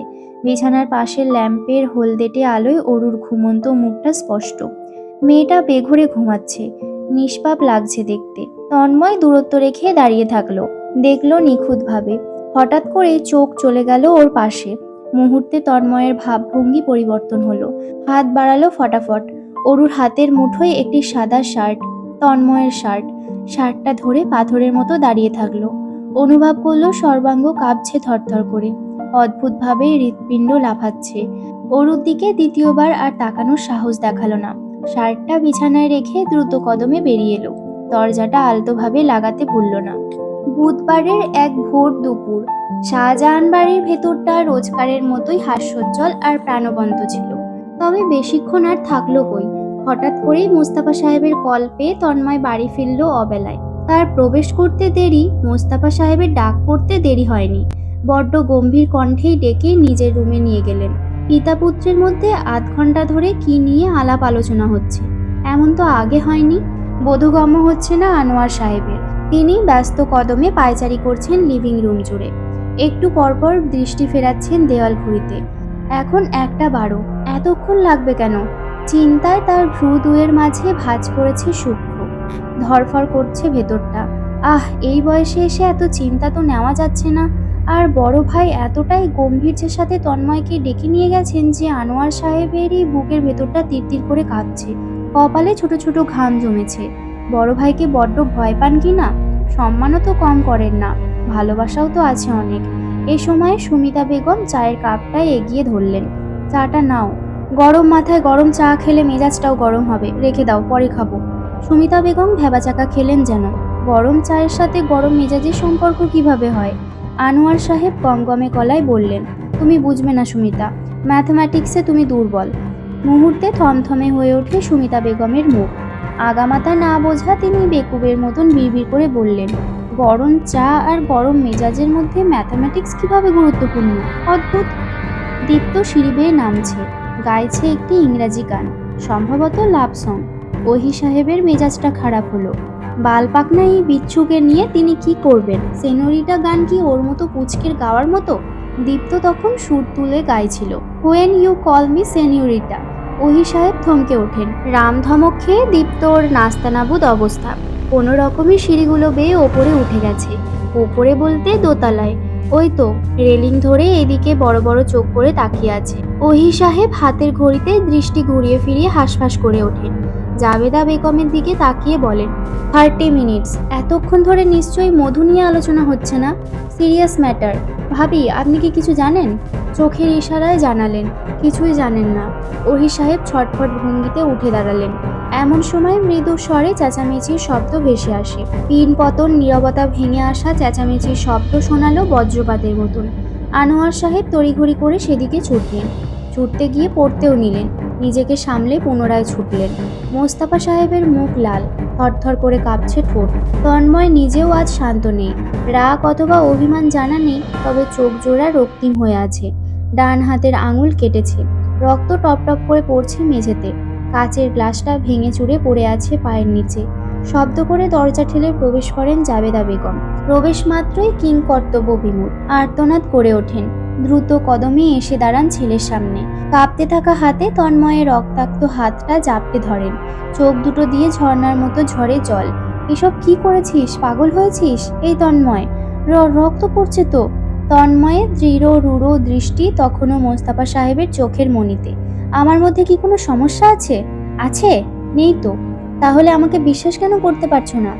I know her better than you বাবা। I want her and she want me. তাহলে কেন আমি ওর জীবন সঙ্গী হতে পারবো না? Why the hell not? আমার ওকেই চাই। আমি ছাড়া ওর জীবনে আর কেউ আসতে পারবে না। আমি দেব না। মোস্তাফা সাহেব আশ্চর্য হয়ে গেলেন। ঘন ঘন শ্বাস ফেললেন রোগীর মতো। তিনি আঙুল তুলে স্ত্রীর উদ্দেশ্যে বললেন, তোমার ছেলে আমার সাজানো পরিবার ভাঙার জন্য উঠে পড়ে লেগেছে। ওকে বলো আমাদের পরিবারের ওপর নজর না ফেলতে। ও চাচ্ছে এই পরিবার ভেঙে যাক, আমার ভাইরা আলাদা হোক। আমি এটা কখনোই হতে দেব না, কখনো না। জাবেদা বেগম তখন আতঙ্কিত গলায় চেঁচিয়ে ওঠেন, হয়েছে কি? কি নিয়ে কথা বলছেন? মোস্তাফা সাহেব ক্লান্ত হন। কোনো রকমে বলেন, তোমার ছেলে অরুকে বিয়ে করতে চায়। ওই ছোট্ট মেয়েটাকে, যাকে সাবিহার সমান ভালোবেসে বড় করেছি, নিজের মেয়ের মতো। ছোট থেকে ভাই বোনের সম্পর্ক ওদের। আর আর কমপক্ষে ওরও 10 বছরের বড়। 10 বছর ছেলে খেলা নাকি? এসব ভাবে কিভাবে ও? আমাদের এই সুন্দর পরিবারের কি হবে এগুলো জানাজানি হলে? হ্যাঁ? কিছুক্ষণ আশ্চর্যে বাকরুদ্ধ হয়ে দাঁড়িয়ে থাকেন জাবেদা বেগম। এরপর তাকান ছেলের মুখের দিকে। বেশ কিছুক্ষণ চুপ থাকেন। এতে মোস্তাফা সাহেবের রাগান্বিত মন সন্তুষ্ট হয়। ভাবেন হয়তোবা স্ত্রী তার কথায় একমত। তন্ময় তখনও নির্লিপ্ত মুখে শুধু চেয়ে আছে। জাবেদা বেগম বড় করে শ্বাস টেনে নেন। মিহি কণ্ঠে বলেন, ছেলের বউ নিজের মেয়ের মতনই, আপন মেয়ে তো নয়। চাচাতো ভাই বোনের কি বিয়ে হয়? একসাথে বড় হয়েছে তো কি হয়েছে? ছেলে মেয়ে দুজন দুজনকে যেহেতু পছন্দ করে, এর থেকে গুরুত্বপূর্ণ আর কি? এমন তো নয় যে শুধু আমার ছেলেই পছন্দ করে বসে আছে। অরুও তো বেশ পছন্দ করে তন্ময়কে। তুমি কি দেখো না ওর চালচলন? আমার ছেলের থেকে ভালো জীবনসঙ্গী অরুর জন্য এই পৃথিবীতেও নেই। ঘরের মেয়েটা ঘরেই থাকবে সারা জীবন। আমি তো আপত্তির কারণ দেখছি না তন্ময়ের বাবা। জাবেদা! ধমকে ওঠেন মোস্তাফা সাহেব। তুমি কি বুঝতে পারছো কি বলছো? আমার এই পরিবার, আমার এত বছরের স্বপ্নের পরিবার ভেঙে যাবে এই সাধারণ একটা কারণে। ছেলে মানুষই চিন্তা ভাবনা পাশে রাখো, শুধু নিজেদের কথা ভাবছো। ব্যাপারটা জানাজানি হলে আদতেও আনোয়ার কিংবা সুমিতার ভালো লাগবে কিনা ভেবে দেখেছো? কতটা লজ্জাজনক পরিস্থিতির সৃষ্টি হবে বাড়ির মধ্যে ভেবেছো? আরও বাচ্চারা আছে জাবেদা। হয়তো আনোয়ার আমার মুখের কথা ফেলতে না পেরে এই বিষয়টা মেনে নিল। তারপর তারপর কি হবে? যদি ভবিষ্যতে ওদের মধ্যে সমস্যা হয়, এই বয়সের ব্যবধানের কারণে যদি ওদের সম্পর্কে ভাঙন ধরে, তখন শুধু তাদের নয়, আমাদের পরিবারের মধ্যেও ধরবে। অনেক অনেক সমস্যা আছে ভেবেচিন্তে। জাবেদা বেগম অবাকের চূড়ান্তে যেন। এই চেনো তুমি আমাদের ছেলেকে? আমি এই বিষয়ে আমার বাড়িতে আর কোনো শব্দ শুনতে চাই না। তোমার ছেলেকে বলো আমার বাড়িতে থাকতে হলে আমার মতামত মেনে থাকতে হবে। তন্ময় নির্বিকার গলায় বলল, থাকবো না। আপনার মতামত আমি মানতে পারবো না, আর এই বাড়িতেও থাকবো না। এই বাড়িতে আমি শাহজাহান তন্ময় সেদিনই ফিরব যেদিন অরুকে আমার হাতে তুলে দেবেন। তন্ময় দ্রুত কদমে বেরিয়ে গেল রুম ছেড়ে। একটু দূরেই দাঁড়িয়েছিল আনোয়ার সাহেব, ওহি সাহেব। তন্ময় থামল না, সিঁড়ি বেয়ে উঠে গেল ওপরে। মোস্তাফা ক্লান্ত হয়ে বসে পড়লেন চেয়ারে। জাবেদা বেগম সামনে দাঁড়িয়ে গলার স্বর যথাসম্ভব নামিয়ে বলতে নেন, ছেলেটা অরুকে সত্যি। কথাটুকু শেষ করতেও পারেননি। রাগের মাথায় মোস্তাফা সাহেব চাপা কণ্ঠে ধমকে ওঠেন। রাগান্বিত মুখে যা এলো বলে ফেললেন। ওদিকে এত বছরের সংসারে স্বামীর কাছ থেকে কখনো এমন ব্যবহার না পাওয়া জাবেদা বেগমের পায়ের নিচ থেকে যেন মাটি সরে গেল। মুখ চেপে ডুকরে কেঁদে ওঠেন। এই তোমার আমার সম্পর্কে ধারণা? এই বুঝলে আমাকে? কি হবে আমাদের এই বাড়িতে আমি আর আমার ছেলে না থাকলে? কিছুই হবে না। থাকুন না আপনি আপনার স্বপ্নের পরিবার নিয়ে। এই স্বপ্নের পরিবারের কেউ নই আমি আমার ছেলে। কাঁদতে কাঁদতে নিজের লাগেজ গোছাতে ব্যস্ত হয়ে পড়েন জাবেদা বেগম। নিজের বাবার বাড়ি থেকে দেওয়া কাপড় চোপড় ছাড়া আর কিছুই নিলেন না। নামমাত্র কাপড় চোপড় পরে লাগেজ হাতে বেরিয়ে পড়লেন। মোস্তাফা সাহেব তখন এক দৃষ্টিতে চেয়ে আছেন মেঝের রক্তের দিকে। গাঢ় লাল রক্ত। এই রক্ত তার ছেলের, তার তন্ময়ের। বুকের ভেতরটা তার মুচড়ে ওঠে। বাইরে থেকে ভেসে আসছে ভাই এবং ভাইয়ের স্ত্রীদের আর্তনাদ, হট্টগোল। তন্ময় আর জাবেদা বেগমকে থামানোর আপ্রাণ চেষ্টা ওদের। মোস্তাফা সাহেবের চোখ জোড়া ভিজে ওঠে। এক ফোঁটা জল চোখের কোণ ঘেঁষে গড়িয়ে পড়ে। ওহি সাহেব দরজায় করাঘাত করছে সমানে। ভাই, ভাইয়া, ভাবি আর তন্ময় এসব কি করছে? ওরা বাড়ি ছেড়ে চলে যেতে চাইছে কেন? আপনি কেন কিছু বলছেন না? পাথরের মতন জবাব দিলেন মোস্তাফা সাহেব। যেতে দে। থমকে গেল পুরো শাহজাহান বাড়ি। যেন প্রাণ নেই বাড়ির ভেতরে। সবকিছু স্তব্ধ, বিমূঢ়। হুটহাট হেঁচকি তুলে মেয়েলি কান্নার স্বর ছাড়া আর কিছুই শোনা গেল না। সাবিহা দোরগোড়ায় দাঁড়িয়ে সমানে কাঁদছে। কাঁদতে কাঁদতে মেয়েটার মুখ লাল। টেনে ধরে রেখেছে জাবেদা বেগমের আঁচল। তন্ময় করুণ গলায় বলল, মা প্লিজ জেদ করো না, তুমি ভেতরে যাও। জাবেদা বেগম অঝরে কাঁদেন, তবু ছাড়বেন না ছেলেকে একা। তোকে একা যেতে দেব? কখনো না। কিভাবে থাকবি? কখনো একা বাইরে থাকতে পেরেছিস? হোমসিক হয়ে পড়িস, একা থাকতে পারবি না। তুমি চলে এলে বাবাকে কে দেখবে? অসুস্থ হয়ে পড়বে। সাবিহার কথাও তো ভাবা দরকার তোমার। কোনো চিন্তা নেই, সুমিতা মুফরিদরা আছে, দেখে শুনে রাখবে। জেদি মায়ের সামনে তন্ময় দুর্বলভাবে হার মানল। সাবিহাও যেন বুঝেছে তাদের যাওয়া আটকানো অসম্ভব। এই সময় ওরও এক প্রকার ছুটে এসে দাঁড়ায় সামনে। সদ্য ঘুম ভাঙা মুখটা ফুলে আছে, বাম গালে বেকায়দায় ঘুমানোর ফলে দাগ পড়েছে। আপাতত চোখ দুটো লাল, কেমন ছটফট করছে গলাকাটা মুরগির মতন। এই বর্মা, কোথায় যাচ্ছ আমাকে ফেলে? কোথাও যেতে দিব না, চলো বাড়ি। জাবেদা বেগম অরুকে বুকে টেনে নিলেন, মাথায় হাত বুলিয়ে বললেন, তোর চাচ্চুর খেয়াল রাখিস, খুব বড় দায়িত্ব দিয়ে গেলাম, পালন করবি কেমন? অরুর সে কি কান্না, হাউমাউ করে কাঁদছে। জাবেদা বেগমকে মানাতে না পেরে তাকালো তন্ময়ের দিকে। সেই দৃষ্টিতে কিছু একটা ছিল। তন্ময়ের ভেতরটা দুমড়ে মুচড়ে যায়। অরু মিয়ে গিয়ে আরো অঝরে কাঁদছে। তন্ময়ের শান্ত মন কিংবা তার শান্ত দৃষ্টি কিছুই আজ আর শান্ত নেই। অশান্ত আর বেসামাল সবকিছু। অরু 2 পা এগিয়ে আসে তন্ময়ের সামনে। পেটের দিকটার শুভ্র রঙের ইন করা শার্টের একটু অংশ টেনে ধরল কেমন। আকুতি ভরা কণ্ঠে বলল, ফিরে আসুন না তন্ময় ভাই। তন্ময় প্রত্যুত্তরে নিজের পুরুষালী হাতটা অরুর মাথায় রাখলো। অগোছালো চুলগুলো গুছিয়ে দিল কেমন। এক আকাশ সমান মন খারাপ আড়াল করে গম্ভীর গলায় বলল, শোন, বাগানে খালি পায়ে হাঁটবি না। ঘুমানোর আগে ঘরে দরজাটা বন্ধ করে নিবি। স্কুলে যাওয়ার সময় সাথে গাড়ি নিবি। বৃষ্টিতে ভিজবি না, মনে থাকবে? অরুর কান্নার মাত্রা বাড়ল। ও সামনে বলল, কিছু মনে থাকবে না, কিচ্ছু শুনবো না, আপনি কোথাও যাবেন না, বাসায় ফিরে চলুন। তন্ময় আলগোছে ওর নরম সরম গালটা ধরল, লাল হয়ে আছে। বলল, যেভাবে রেখে যাচ্ছি আমি ফিরেও তোকে এমনভাবেই চাই Aru. Will you be a good girl for me? Aru ফুপিয়ে উঠল, কাঁদতে কাঁদতে মাথা দোলালো। সিক্ত চোখের দৃষ্টিতে তন্ময় বেশিক্ষণ তাকাতে পারল না। দাঁতে দাঁত পিষে চোখ বুজল। ফিরে তাকালো অন্যদিকে। কান্নারত দীপ্তর মাথাটায় হাত বুলিয়ে সামনে হাঁটা ধরল। পেছনে আঁচলে মুখ গুজে হেঁটে যাচ্ছেন জাবেদা বেগম। বারান্দায় একরকম আড়াল করে দাঁড়িয়েছিলেন মোস্তাফা সাহেব, তার 2 চোখ ভর্তি জল। কার্স, গাড়ির চাবি সহ সবকিছুই তন্ময় রেখে এসেছে বাড়িতে। পকেটে শুধু কয়েক হাজার টাকা আছে। সে একা হলে না হয় কোনো এক বন্ধুর বাড়িতে উঠে যেত, কিন্তু এখন তো সম্ভব নয়। সঙ্গে তার মা আছে, এজন্যই তার চিন্তার মাত্রা বেড়েছে। যত দ্রুত সম্ভব ফ্ল্যাট দেখতে হবে। মাকে নিয়ে তো আর রাস্তায় ঘুরে ফিরে খোঁজা সম্ভব নয়। জাবেদা বেগম ছেলের ঘামার্ত মুখ দেখে বললেন, আমার জমানো কিছু টাকা আছে, তোর নানা মাঝে মধ্যেই পাঠান, আপাতত নে।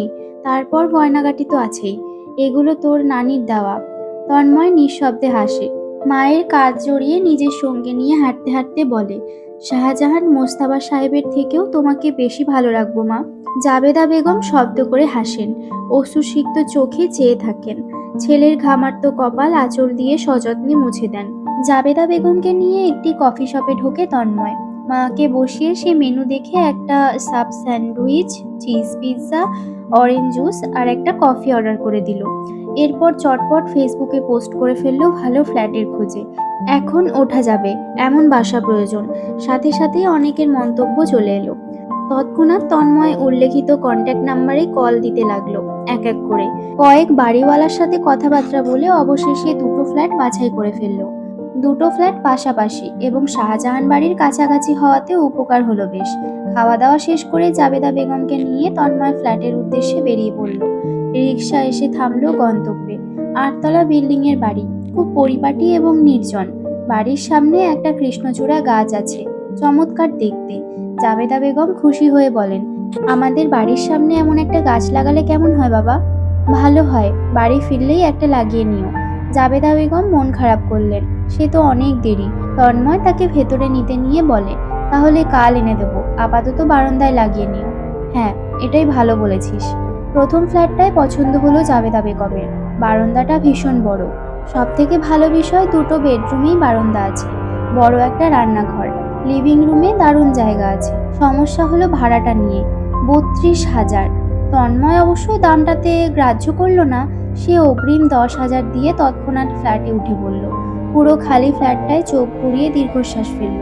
লাগেজ দুটো ফাঁকা লিভিং রুমের মেঝেতে রেখে রান্নাঘরে ছুটলেন। তড়িঘড়ি করে বললেন, তন্ময় বাবা, আগে রান্না বান্না কিছু করা দরকার। রান্নার জন্য আপাতত যেসব লাগবে লিস্ট করে দিই, নিয়ে আয়। তোর বন্ধুদের কল করে ডাক, খেয়ে দিয়ে যাবে ওরা।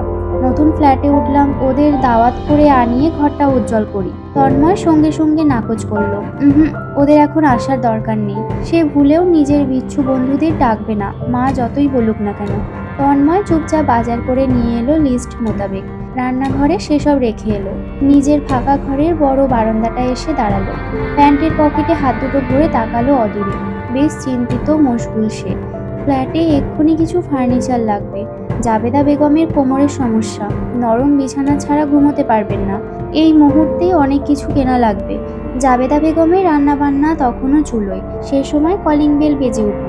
তন্ময় দ্রুত কদমে লিভিং রুমে এলো। জাবেদা বেগম দরজা ইতিমধ্যে খুলে দিয়েছে। বাইরে দারোয়ান দাঁড়িয়ে আছে।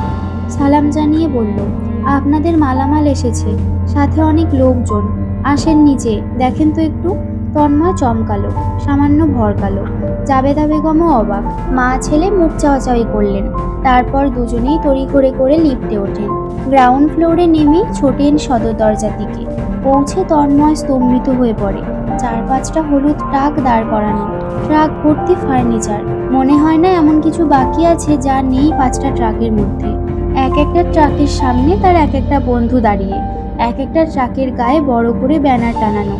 ব্যানারে তার এক একটা বন্ধুর ছবি দেওয়া আর তাদের নাম, যেমন gift from Mahin, gift from Ibrahim, gift from Riyan, gift from Suhani. স্তব্ধ জাবেদা বেগমের সামনে এসে তার পা ধরে সালাম করলেন মাহিন। শব্দ করে হেসে বললেন, আন্টি, দাওয়াত দিতেই দৌড়ে চলে এলাম দাওয়াত খেতে। কতদিন আন্টির হাতে রান্না খাই না, এমন দাওয়াত তো আর খালি হাতে খাওয়া যায় না। তন্ময় পলকহীনভাবে শুধু দেখল মাহিনের হাস্যোজ্জ্বল মুখ। তার ভেতরে তখন কেমন অনুভূতি হচ্ছে তা ভাষায় বলা সম্ভব নয়। সে আশ্চর্য হতেও ভুলে গেল যেন। খুব নীরব চোখ মুখে দেখল লোকজন দিয়ে ফার্নিচারগুলো ওপরে তোলানো বন্ধুদের। শুভ্র রঙের সব ফার্নিচার, তন্ময়ের পছন্দের রং। অজান্তেই তন্ময়ের চোখ দুটো রক্তিম হয়ে ওঠে। সে আলগোছে অন্যদিকে ফিরে তাকায়, এড়িয়ে নিল তার ভিজে আসা চোখ দুটো। ফাঁকা ফ্ল্যাটটা 2 ঘন্টার মধ্যেই ভর্তি হয়ে গেল এক একটি শুভ্র রঙের মডার্ন ফার্নিচার দিয়ে। তুলতুলে নরম 4 পাল্লার সোফাটা দারুণ মানিয়েছে লিভিং রুম জুড়ে। সামনে টি টেবিল, টি টেবিলের সামনে বড় একটা দেওয়াল টিভি লাগানো। আপাতত মাহিন ক্লান্ত হয়ে হাত পা ছড়িয়ে সোফায় বসে আছে। রিয়ান, ইব্রাহিমরাও ছড়িয়ে বসেছে। সৈয়দ পুরোপুরি ফ্লোরে শুয়েছে। ফ্লোরটা মাত্রই সুহানি মুছে দিয়ে গেছে। এখন ও রান্নাঘরে সাহায্য করছে জাবেদা বেগমকে, সাথে টুকটাক আলাপও করছে। হাসি ঠাট্টার ধ্বনি ভেসে আসছে। কোনো একটা বিষয় নিয়ে মাহিন আর রিয়ান তর্ক জুড়েছে। তন্ময় নিজের ঘর থেকে সবই শুনতে পাচ্ছে। সে নির্বিশেষ চোখে দেখছে তার ঘরটা। নতুন বেড, আলমারি, টেবিল, ড্রেসিং, পুরো দমে সাজানো ফার্নিচার দিয়ে। এই সময় রিয়ান এসে উকি মারল। বন্ধুরা সব একটু চিন্তিত। তন্ময় যদি সাপের মতন ফোঁস করে ওঠে, ও তো আবার একটু অন্য রকম। এই জন্য মাহিনও একটু পরপর তন্ময়ের মুখটা দেখে কিছু আন্দাজ করতে চাইছে। মতিগতি কেউই ধরতে পারল না। এদিকে রান্নাঘর থেকে বিরিয়ানির ঘ্রাণ পুরো ফ্ল্যাটে ছড়িয়ে পড়েছে, ম ম করছে। সুহানি লিভিং রুমে দাঁড়িয়ে চামচ দিয়ে প্লেটে শব্দ করে ঘোষণা দিল, hello hello dear boys, it is dinner time. Fresh হয়ে দ্রুত ডাইনিং রুমে নিজের আসন গ্রহণ করুন যত দ্রুত সম্ভব। খেতে বসে মাহিন অনর্গল কথা বলে যাচ্ছে, আন্টি, আপনার হাতে জাদু আছে। এত দারুণ খেতে হয়েছে যে আমার পেট ভরবে কিন্তু মন ভরবে না। জাবেদা বেগম হেসে ফেলেন। তার এমন পরিষ্কার হাসি তন্ময় নীরবে দেখে। বাড়ি ছাড়ার পর থেকে একটু গুমোট হয়ে গেছেন জাবেদা বেগম। বাচ্চাদের উল্লাস দেখে যেন সেসব ভুলে গেছেন। বললেন, তাহলে প্রতিদিন চলে আসবে, আন্টি তোমাকে রেঁধে বেড়ে খাওয়াবে। আমি কিন্তু ভীষণ নির্লজ্জ, চলে আসবো কিন্তু। জাবেদা বেগম তরকারির বাটিটা এগিয়ে নিয়ে হেসে হেসে বললেন, আচ্ছা বাবা, এসো, আমি খুশি হব বরং। খাবার দাবার শেষ করে সবাই লিভিং রুমে এসে বসেছে। জাবেদা বেগম চা করে এনেছে সবার জন্য, তন্ময়ের জন্য কফি। ছেলেকে কফির মগটা ধরিয়ে জাবেদা বেগম সবার দিকে চেয়ে বললেন, আজ বরং সবাই থেকে যাও, সকালে নাস্তা করে না হয় যাবে। তন্ময় দেখলো তার বিচ্ছু বন্ধু বান্ধব চুপচাপ তার মুখের দিকে চেয়ে আছে, যেমন সে বললেই ওরা এক পায়ে রাজি হয়ে যাবে থাকার জন্য, সে না করলে এখন বেরিয়ে পড়বে। তন্ময় ধীর গলায় জিজ্ঞাসা করে, থাকতে পারবি সবাই একসাথে? রিয়ান চেঁচিয়ে ওঠে, পারবো মানে? আলবাত পারবো। হইচই পড়ে গেল লিভিং রুম জুড়ে। হুড়মুড়িয়ে সবাই গিয়ে ঢোকে তন্ময়ের ঘরে। চিৎপটাং হয়ে শুয়ে পড়ে বিছানায়। তন্ময় এসে দাঁড়ালো বিছানার সামনে, সবাইকে এক নজর করে দেখলো। তার নজর পেয়ে সবাই ভদ্রভাবে বসেছে, যেন এক্ষুনি কথা শুনতে তৈরি। তন্ময় শান্ত গলায় বলে, অনেক চিন্তায় ছিলাম, ভাবছিলাম কি করব। খুব কঠিন হবে এই পথ চলাটা, অথচ তোদের জন্য সবকিছু কেমন সহজ হয়ে গেল। আমি আমি কৃতজ্ঞ তোদের তন্ময় আর বলতে পারল না। মাহিন বিছানা থেকে লাফিয়ে এক প্রকার জাপটে চড়ে বসলো তন্ময়ের পিঠে। হঠাৎ আক্রমণে তন্ময় প্রায় পড়ে যেতে নিলেও শটান দাঁড়িয়ে পড়ল দেওয়াল ধরে। তন্ময়ের কাঁধে এক শক্তপোক্ত কামড় বসিয়ে মাহিন বলল, শালা এখনই সামান্য কিছুর জন্য কৃতজ্ঞতা প্রকাশ করিস? ভণ্ডের ঘরে ভণ্ড। আর তুই যে আমাদের জন্য এত কিছু করছস, কখনো ধন্যবাদ দিতে দিছস বাটপার? এরপর সাহায্য করিস খালি আমারে। তোর 14 গোষ্ঠী সহ আমি মাহিন ধন্যবাদ দিয়ে ভাসামো, মনে রাখিস। সহমত হয় সবাই, হেসে ওঠে একত্রে। এক একজন ছুটতে গিয়ে বন্ধুত্বের বন্ধনে বন্দী হয়। সুহানি তখন মিষ্টির প্লেট হাতে কেবলই দরজার সামনে এসে দাঁড়িয়েছে। এমন দৃশ্য দেখতেই গলা ফাটিয়ে চেঁচালো, আরে আরে, আমাকে ছাড়া কিসের হাগ? আমি কই? চাপ চাপ, আমিও ঢুকবো। বলতে বলতে প্লেট পাশে রেখে ছুটে এলো তাদের কাছে। রিয়ান ধমকালো, এই তুই আসবি না, আসবি না তুই, খবরদার সুহানি, এখানে আমরা ছেলেরা। তাতে কি, আমি আসবো, 100 বার আসবো। দেখি সর মাহিন, জায়গা দে, আমাকে ছাড়া কোনো গ্রুপ হাগ হবে না, আ বিগ নো। তন্ময় হাসলো, মাহিনকে ঠেলে জায়গা করে দিল, তারপর হাত বাড়িয়ে শব্দ করে ডাকলো, আয় ঢোক। সুহানি এক দৌড়ে ঢুকে পড়ল বন্ধুদের মধ্যে। নিজেদের গ্রুপের ফেমাস গানটি গাইতে গাইতে ঘুরপাক খেতে থাকলো। জাবেদা বেগম দুয়ারে দাঁড়িয়ে মুচকি হেসে দেখলেন ছেলে মেয়েদের আনন্দ। তন্ময়ের বন্ধুদের প্রতি তার মহব্বত আরো গাঢ় হলো। তার ছেলেকে প্রাণোচ্ছল রাখতে জানা এই ছেলে মেয়েগুলো তারও আপন। ঘড়ির কাঁটা রাত 3টে, সবাই গভীর ঘুমে আচ্ছন্ন। তন্ময় ল্যাপটপের সামনে বসে আছে। ল্যাপটপটা মাহিন নিয়ে এসেছে। ছেলেটা এত চতুর, তন্ময়ের কি লাগতে পারে সবই যেন ওর মুখস্থ। আপাতত তন্ময় নিজের সিভি মেইল করেছে গুরুত্বপূর্ণ কোম্পানিগুলোতে। এই সময় তার ফোন বেজে ওঠে। স্ক্রিনে ভাসছে অরুণ নাম্বার, শেষে 92। তন্ময়ের একদম মুখস্থ নাম্বারটা, এবং সে অরুণ নাম্বারটি সেভ করেছে কালপ্রিট দিয়ে, যার অর্থ অপরাধী। অপরাধী তো, খুব বড় অপরাধ করেছে অরু। আর সেটা হলো তন্ময়ের শীতল হৃদয়ের জানলা খুলে সেখানে ঢুকে পড়া। শুধু ঢুকে শান্তি হয়নি মেয়েটা, এখনো নিজের চঞ্চলতা দিয়ে রাজত্ব বসিয়েছে। তন্ময় ফোন হাতে নিয়ে উঠে দাঁড়ালো, চলে এলো বারান্দায়। আকাশে এক বড় চাঁদ, ঠান্ডা বাতাস বইছে। ল্যাম্পপোস্টের আলোয় নির্জন রাস্তাটা স্পষ্ট দেখা যাচ্ছে। তন্ময় কল রিসিভ করে কানে ধরতেই অরুর কান্নার শব্দ শুনতে পেল। এবার আর তন্ময়ের বিন্দুমাত্র খারাপ লাগলো না, বরং সে চোখ বন্ধ করে চুপচাপ শুনছে। কান্নার এক ফাঁকে অরু ফুপিয়ে ডাকলো, তন্ময় ভাই। তন্ময়ের চিকন ঠোঁট ঘেঁষে হাসি ছুটল, গলার স্বর সাবলীল রেখে বলল, ঘুমাসনি কেন? কয়টা বাজছে? অরু আরো জোরসে ফোপালো, আমার খুব কষ্ট হচ্ছে, খুব মিস করছি বড় মাকে। তন্ময় নিঃশব্দে হেসে জিজ্ঞাসা করলো, শুধু বড় মাকে? অরুর কান্নার মাত্রা বাড়ল, কান্নার তোড়ে ওর শ্বাস আটকে আসছে যেন। তন্ময় নিঃশব্দে হাসছে, না দেখেও যেন ওর অবস্থা কল্পনা করে ফেলল। রুম জুড়ে নিশ্চিত টিস্যু ফেলে রেখেছে। এই অশান্ত ভঙ্গিতে দাঁড়াচ্ছে, না হয় বসছে। মেয়েটা অশান্ত অধৈর্য কিনা? অরু সময় নিয়ে জবাব দিল, আপনাকেও মিস করছি, ফিরে আসুন না। সময় হোক, তখনই ফিরবো। অরু দ্রুত প্রশ্ন করলো, কবে হবে সময়? তন্ময় তখন 4টার দিকে চেয়ে বলে, খুব জলদি। অরু হাঁসফাঁস করে ওঠে, কোথায় আছেন? কাছেই। আমিও আসবো। তন্ময় নরম গলায় আওড়ালো, আচ্ছা, আসিস। অরু আবার কেঁদে ওঠে, কাঁদতে কাঁদতে বলে, প্রতিদিন আসবো। প্রতিদিনই আসিস। সাইকেলে করে আসতে পারবো না? তন্ময় মিহি কণ্ঠে বলে, পারবি। পড়তেও চলে আসবো রোজ। ওকে। অরু করুণ কণ্ঠে জিজ্ঞাসা করে, আমাকে পড়াবেন না? পড়াবো, প্রতিদিন পড়বো।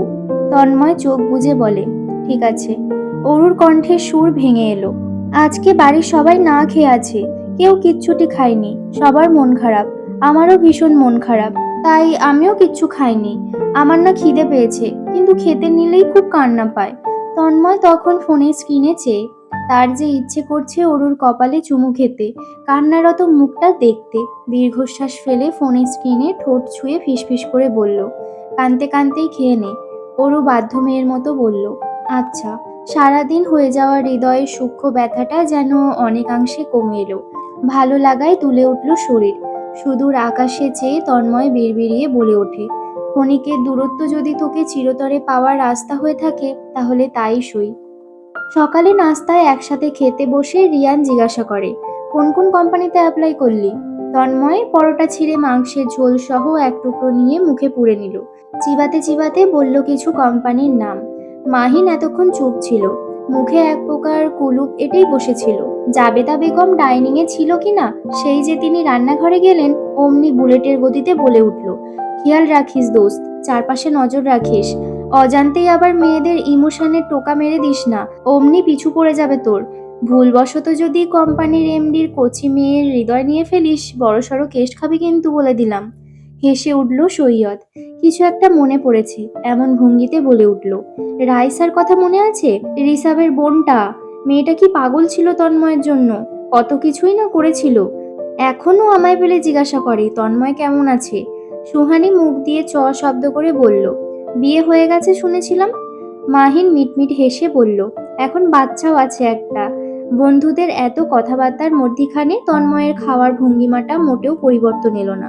সে নিজের মতোই খেয়ে গেল। বন্ধুদের কথার বিপরীতে জবাব দেওয়ার মতন হলে একটু আধটু মুখ খুলেছে সে। নিজের বন্ধুদের হাড়গোড় সহ চেনে সে, এমনই তার বন্ধুরাও তার হাড়গোড় সহই চেনে। তাই তাদের এসব অদ্ভুত কথাবার্তার সমাপ্তি ঘটবে না, যতক্ষণ না তন্ময় বলবে, আহ থামবি তোরা। হলোও তাই। সন্ধ্যার দিকে তন্ময়ের ফোনটা বেজে উঠল। ফোনটা ছিল লিভিং রুমে, তন্ময় ছিল নিজের রুমে। জাবেদা বেগম ফোন বাজতে দেখে ছেলেকে ডাকলেন। তন্ময় এসে হাজির হলো লিভিং রুমে। সোফায় বসে ফোন হাতে তুলে নিল। আনোয়ার সাহেব কল করেছেন। তন্ময় কল রিসিভ করলো। ওপাশে আনোয়ার সাহেব হালকা গলায় কাশলেন, ডাকলেন নরম গলায়, তন্ময়। তন্ময় বাধ্য ছেলের মতন সাড়া দিল, জি চাচ্চু। কি অবস্থা তোমাদের? এই তো ভালোই। আনোয়ার সাহেব তোতলানো ভঙ্গিতে বললেন, এভাবে পর করে ফেললে চাচ্চুকে? তন্ময় নিঃশব্দে হেসে ফেলল। বুঝলো সে সত্যিকারের অর্থেই একজন শাহজাহান। বাপ চাচারা যেমন ঘুরিয়ে ফিরিয়ে কথা বলতে জানে না, তেমন তন্ময়ও জানে না।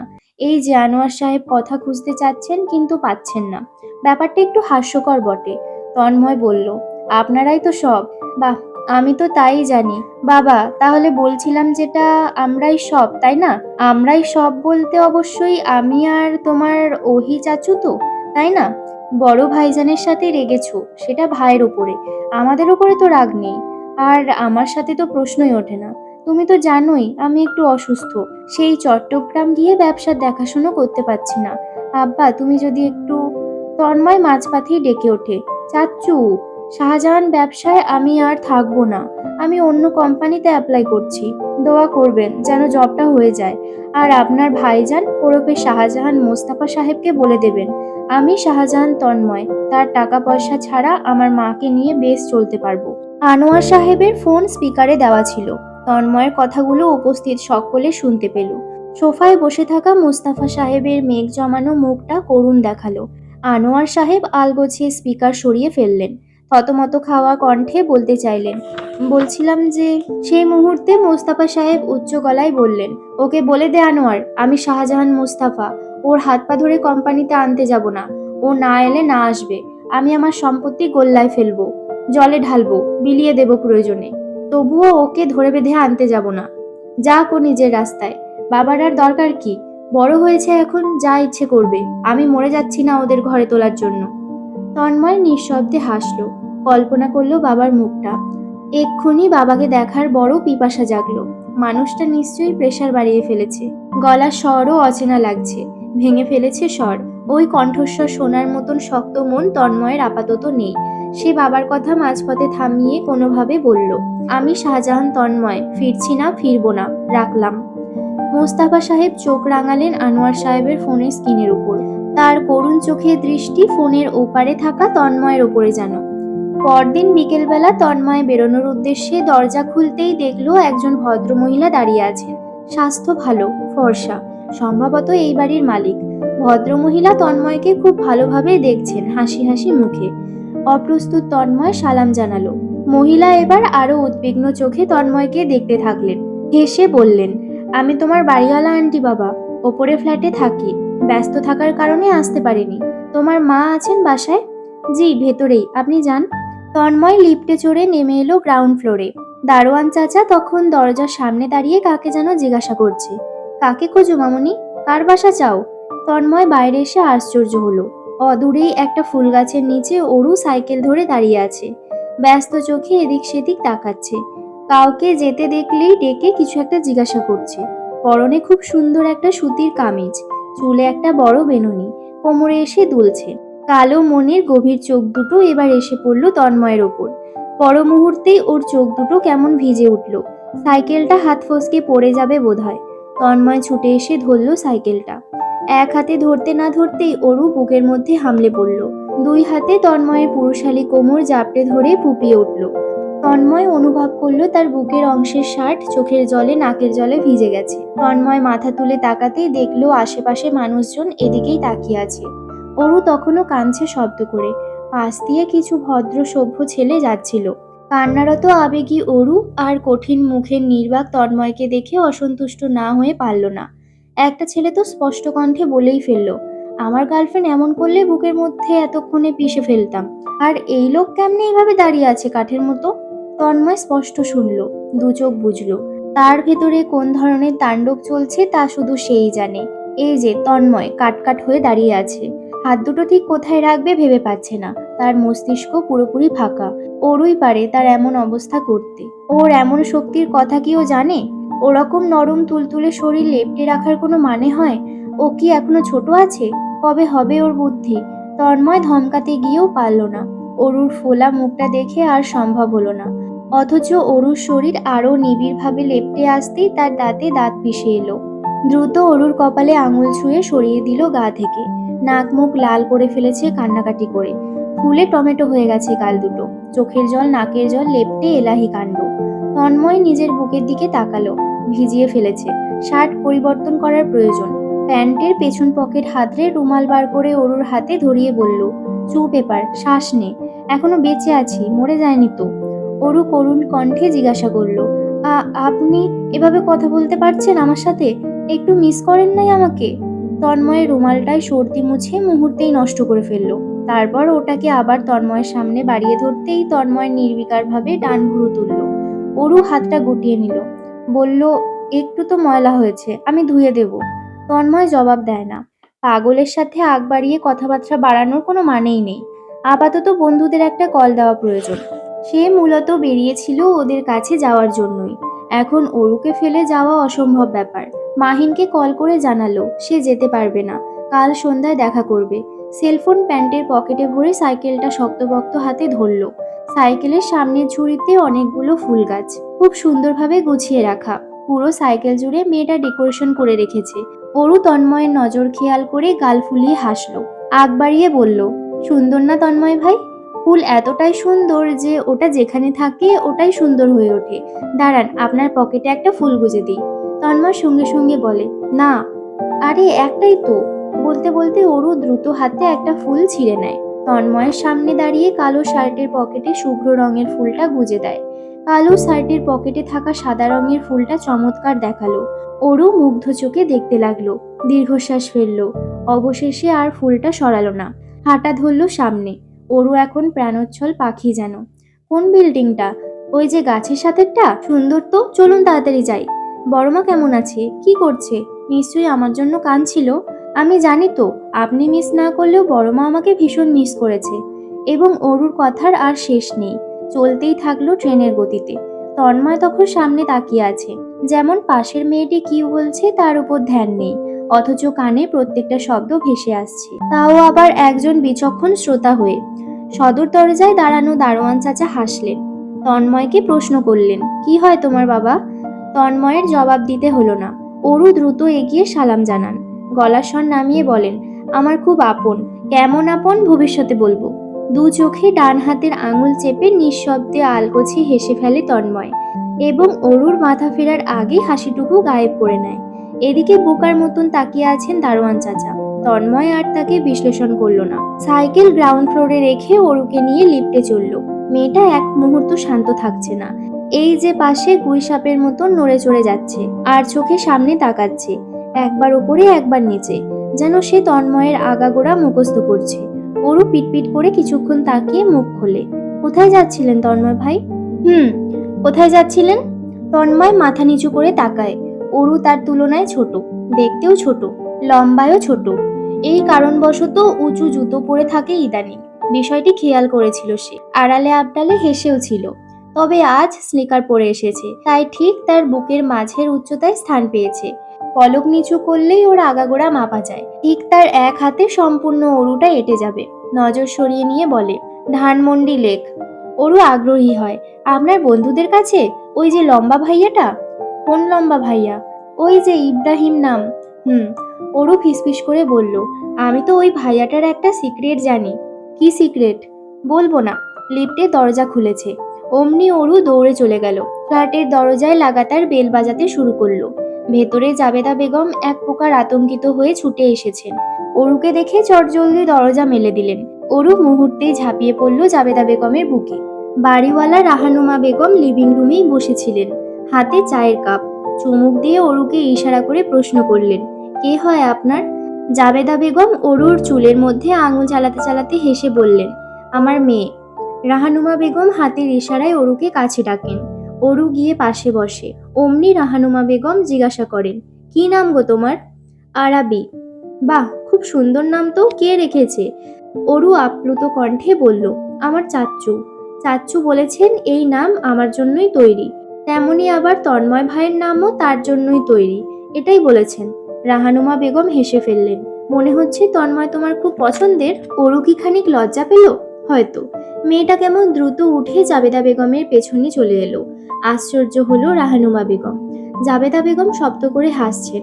তন্ময় তখন তার দুয়ারের সামনে এসে দাঁড়িয়েছে। পানির বোতলটা নিতে বেরোতে যাচ্ছিল। এমন কাণ্ড দেখে হাসলো আনমনে। ঘুরে নিজের রুমে ঢুকলো পুনরায়। চেয়ারে বসে সে কম বেশি সবকিছুই শুনছে। জাবেদা বেগম অরুর গাল টিপে জিজ্ঞাসা করলেন, কান্নাকাটি তো অনেক করলি, এখন বল কি খাবি? আবহাওয়া সুন্দর, খিচুড়ি করে দেবে বড় মা? জাবেদা বেগম হেসে মাথা দোলালেন। অমনি পা বাড়িয়ে রান্নাঘরে ছুটলেন। একটা হোয়াটসঅ্যাপ গ্রুপ চ্যাট আছে তাদের বন্ধুদের, নাম উই আর রক্স। এখানে তারা সব বন্ধু একত্রে দিনরাত টুকটাক টাইপিং চলতেই থাকে কাজের ব্যস্ততার ফাঁকে। আজও তাই। তন্ময় দুইবার রিপ্লাই দিয়ে এসেছে, তাও হচ্ছে না তাদের। একের পর এক কল করছে। কলে জয়েন করেছে মাহিন আর রিয়ান। তন্ময় বাধ্যতামূলক কলটা রিসিভ করলো। স্পিকারে দিয়ে ফোনটা পাশে রাখলো। মনোযোগ হাতের ফাইলটায়। মাহিন ডাকলো, দোস্ত। শুনলাম তোর ভবিষ্যৎ পিচ্চি বউ নাকি এসেছে। তন্ময় জবাবে নিশ্চুপ, মাথা তুলে তাকালোও না। রিয়ান আগ্রহী চোখে চেয়ে রইল। কই তোর বাচ্চা প্রেমিক? আশেপাশে আছে? নিশ্চয়ই রান্না করছে বেচারি। কান্নাকাটি করতে মানা কর, আমি আছি ওর জন্য। অনেক যত্ন করে বড় করব, তোর থেকে ভালো রাখবো। তন্ময়ের জবাব না পেয়ে মুখ টিপে হাসলো মাহিন। হেসে হেসেই বলল, বাচ্চা প্রেমিকা আর কই থাকবে, তন্ময়ের কোলে বসে ফিডার খাচ্ছে বোধহয়। এর জন্য ডিরেক্ট কোলে বসে? তন্ময় ফোন হাতে তুলে নিল, স্পিকার সরিয়ে ফেললো। ওরও একটু পরপর উকি ঝুঁকি দিতেই থাকে, যে কোনো সময় চলে এসে শুনে ফেলতে পারে। তন্ময় ফোনটা কানে গুজে গলা নামিয়ে বলল, কোলে বসিয়ে ফিডার খাওয়াবো নাকি চুমু খাবো তা তো তোদের বলবো না। মুহূর্তে হইচই শুরু করলো মাহিন। রিয়ান চিৎকার করছে, বলছে তন্ময় গেছে ভাই, পুরোই গেছে। ওদের চেঁচামেচির জন্য কানের কাছ থেকে ফোন সরাতে হলো। এত শব্দ করছে ছেলেগুলো। ভালো একটা কোম্পানিতে তন্ময়ের জবটা হয়ে যায়। একটা ইমিডিয়েট মিসিং পোস্ট ছিল বলে পরদিনই জয়েন করেছে সে, এবং সেই কাজের জন্য দীর্ঘদিন টানা তাকে ব্যস্ত থাকতে হয়। 12 জন নতুন জুনিয়র কর্মচারীর ডিরেক্টর তন্ময়, তার অর্ডারেই কাজ করছে। ওদের দায়িত্ব সম্পূর্ণ তার উপর, অর্থাৎ কাজের প্রেশার খুব বেশি। টানা 2 সপ্তাহের মধ্যে একদিন ছুটি পায়নি। আগামীকাল শুক্রবার, তৃতীয় সপ্তাহে এই একদিন ছুটি পেল তন্ময়। আজ 5টায় অফিস থেকে বেরোলো। বেরোতেই কপালে বিন্দু বিন্দু ঘাম জমলো। ভ্যাপসা গরম, ইতিমধ্যে পিঠের শার্ট ভিজতে শুরু করেছে, শরীরটা রীতিমতো জ্বলছে। হঠাৎ তার চোখ গেল অদূরে। একটি গাড়ি দাঁড়িয়ে আছে গাছের পেছনে, আড়াল হয়ে। তন্ময় এক পলকেই চিনে নিয়েছে গাড়িটা। তার বাবা শাহজাহান মোস্তফা সাহেবের গাড়ি। তার চিনতে ভুল হওয়ার কথা নয়। অগোচরে হেসে নজর ফেরালো তন্ময়। প্রায় 2-1 দিন পর পরই সে বাবার গাড়িটা দেখেছে। ভেতরের মানুষটাকে না দেখলেও বুঝতে পারছে তার হাহাকার। আহ, কতদিন কথা হয় না, দেখা হয় না, একসাথে বসে চা কফি খাওয়া হয় না, শোনা হয় না তার নামের ডাকটা। দীর্ঘশ্বাস বেরিয়ে আসে ভেতর থেকে। কিছুটা হেঁটে গিয়ে রিকশা দাঁড় করায়, উঠে পড়ে ব্যস্ত পায়। আরেকবার আর চোখে দেখে নেয় আড়াল থেকে গাড়িটা। সে সময় ফোন বাজলো। পকেট থেকে বের করে স্ক্রিন দেখলো।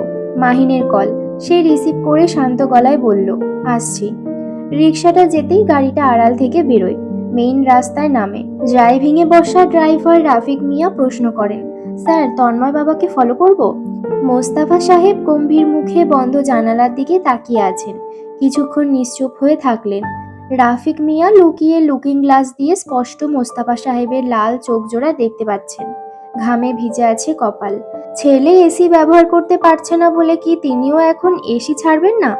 তন্ময় তো গাড়িও ব্যবহার করছে না, তাহলে এই ভদ্রলোক গাড়িতে বসেন কেন? ঠোঁট ভিজিয়ে রাফিক সাহেব ছোট্ট স্বরে ডাকলেন, স্যার, এসিটা অন করে দিই? ঘেমে যাচ্ছেন। না। জি আচ্ছা। গাড়ির মধ্যে নিস্তব্ধতা বয়ে চলেছে। মোস্তফা সাহেব কথা বললেন না দীর্ঘ সময়। রাফিক সাহেবও আগ বাড়িয়ে কথা বলার সাহস পেলেন না। চুপচাপ বসে আছেন। গাড়ির ইঞ্জিন বন্ধ। আর চোখে লুকিং গ্লাসে তাকাচ্ছেন বারবার। এক পর্যায়ে শুনতে পেলেন মোস্তফা সাহেবের গলার স্বর। অভিমান উপচে পড়ছে। খুব শুকনো লাগছে না দেখতে? শুকিয়ে গেছে অনেক। গায়ের রংটা মিইয়ে গেছে। গরম একটুও সহ্য করতে পারে না। সচরাচর গাড়ি ছাড়া চলাচল করেছে কখনো? অথচ এখন কিভাবে চলছে? গাড়ি পাঠালাম, ফেরত পাঠিয়ে দিল। কার্ডগুলোও নিল না। কার সাথে এত জেদ ওর? জেদ কি ওর একার আছে, আমার নেই? রাফিক সাহেবের মায়া হলো, ভালোও লাগলো। এই জামানায় সত্যি বলতে তিনি এমন বাবা ছেলের সম্পর্ক দেখেননি বললেই চলে। তার খুব ভালো লাগে। সাবধান গলায় বড্ড ভেবেচিন্তে বললেন, স্যার, তন্ময় বাবার ইচ্ছেটা পূর্ণ করে দিলেই তো সব ঠিকঠাক হয়ে যায়। মোস্তফা সাহেবের কণ্ঠে ঝাঁজ, তুমি জানো ওর ইচ্ছেটা কি? না স্যার। তাহলে মুখ বন্ধ করে গাড়ি চালাও, বাসায় যাব।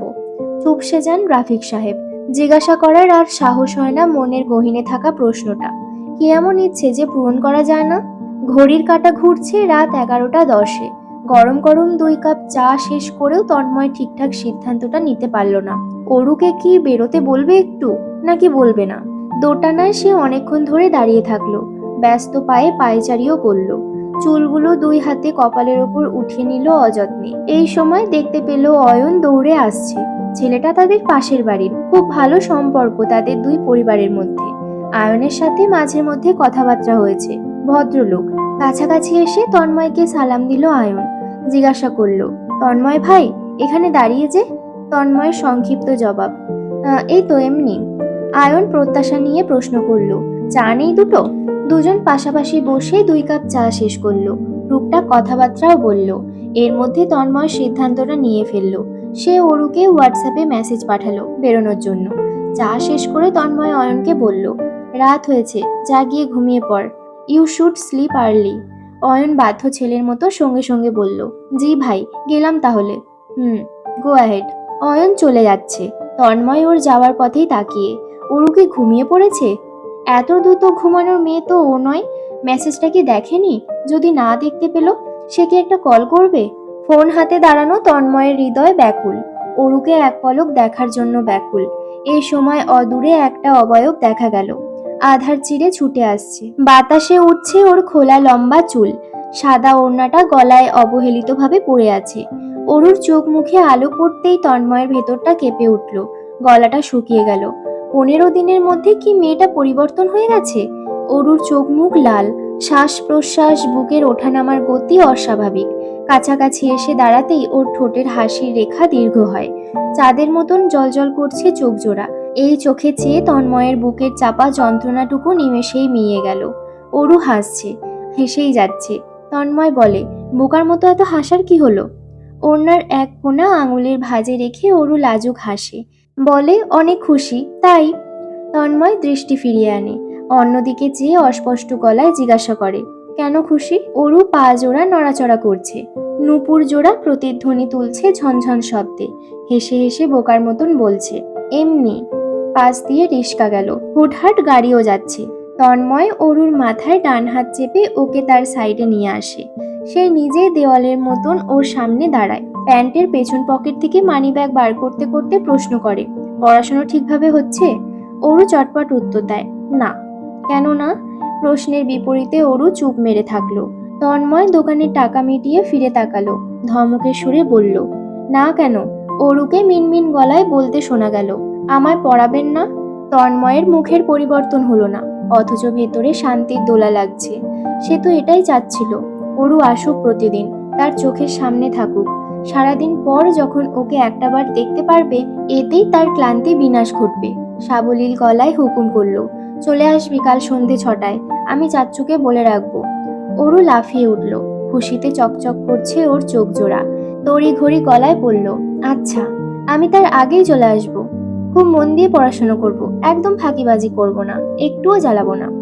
তন্ময় অদেখা হাসে, অরু হাসফাস করছে, লাজুক হেসে মাথা নুইয়ে রেখেছে। তন্ময় আনমনে নিজ মনে আওড়ালো, যত খুশি জ্বালা, যত খুশি ফাঁকিবাজি কর, আমি আছি তো সহ্য করার জন্য, তোকে আগলে রাখার জন্য।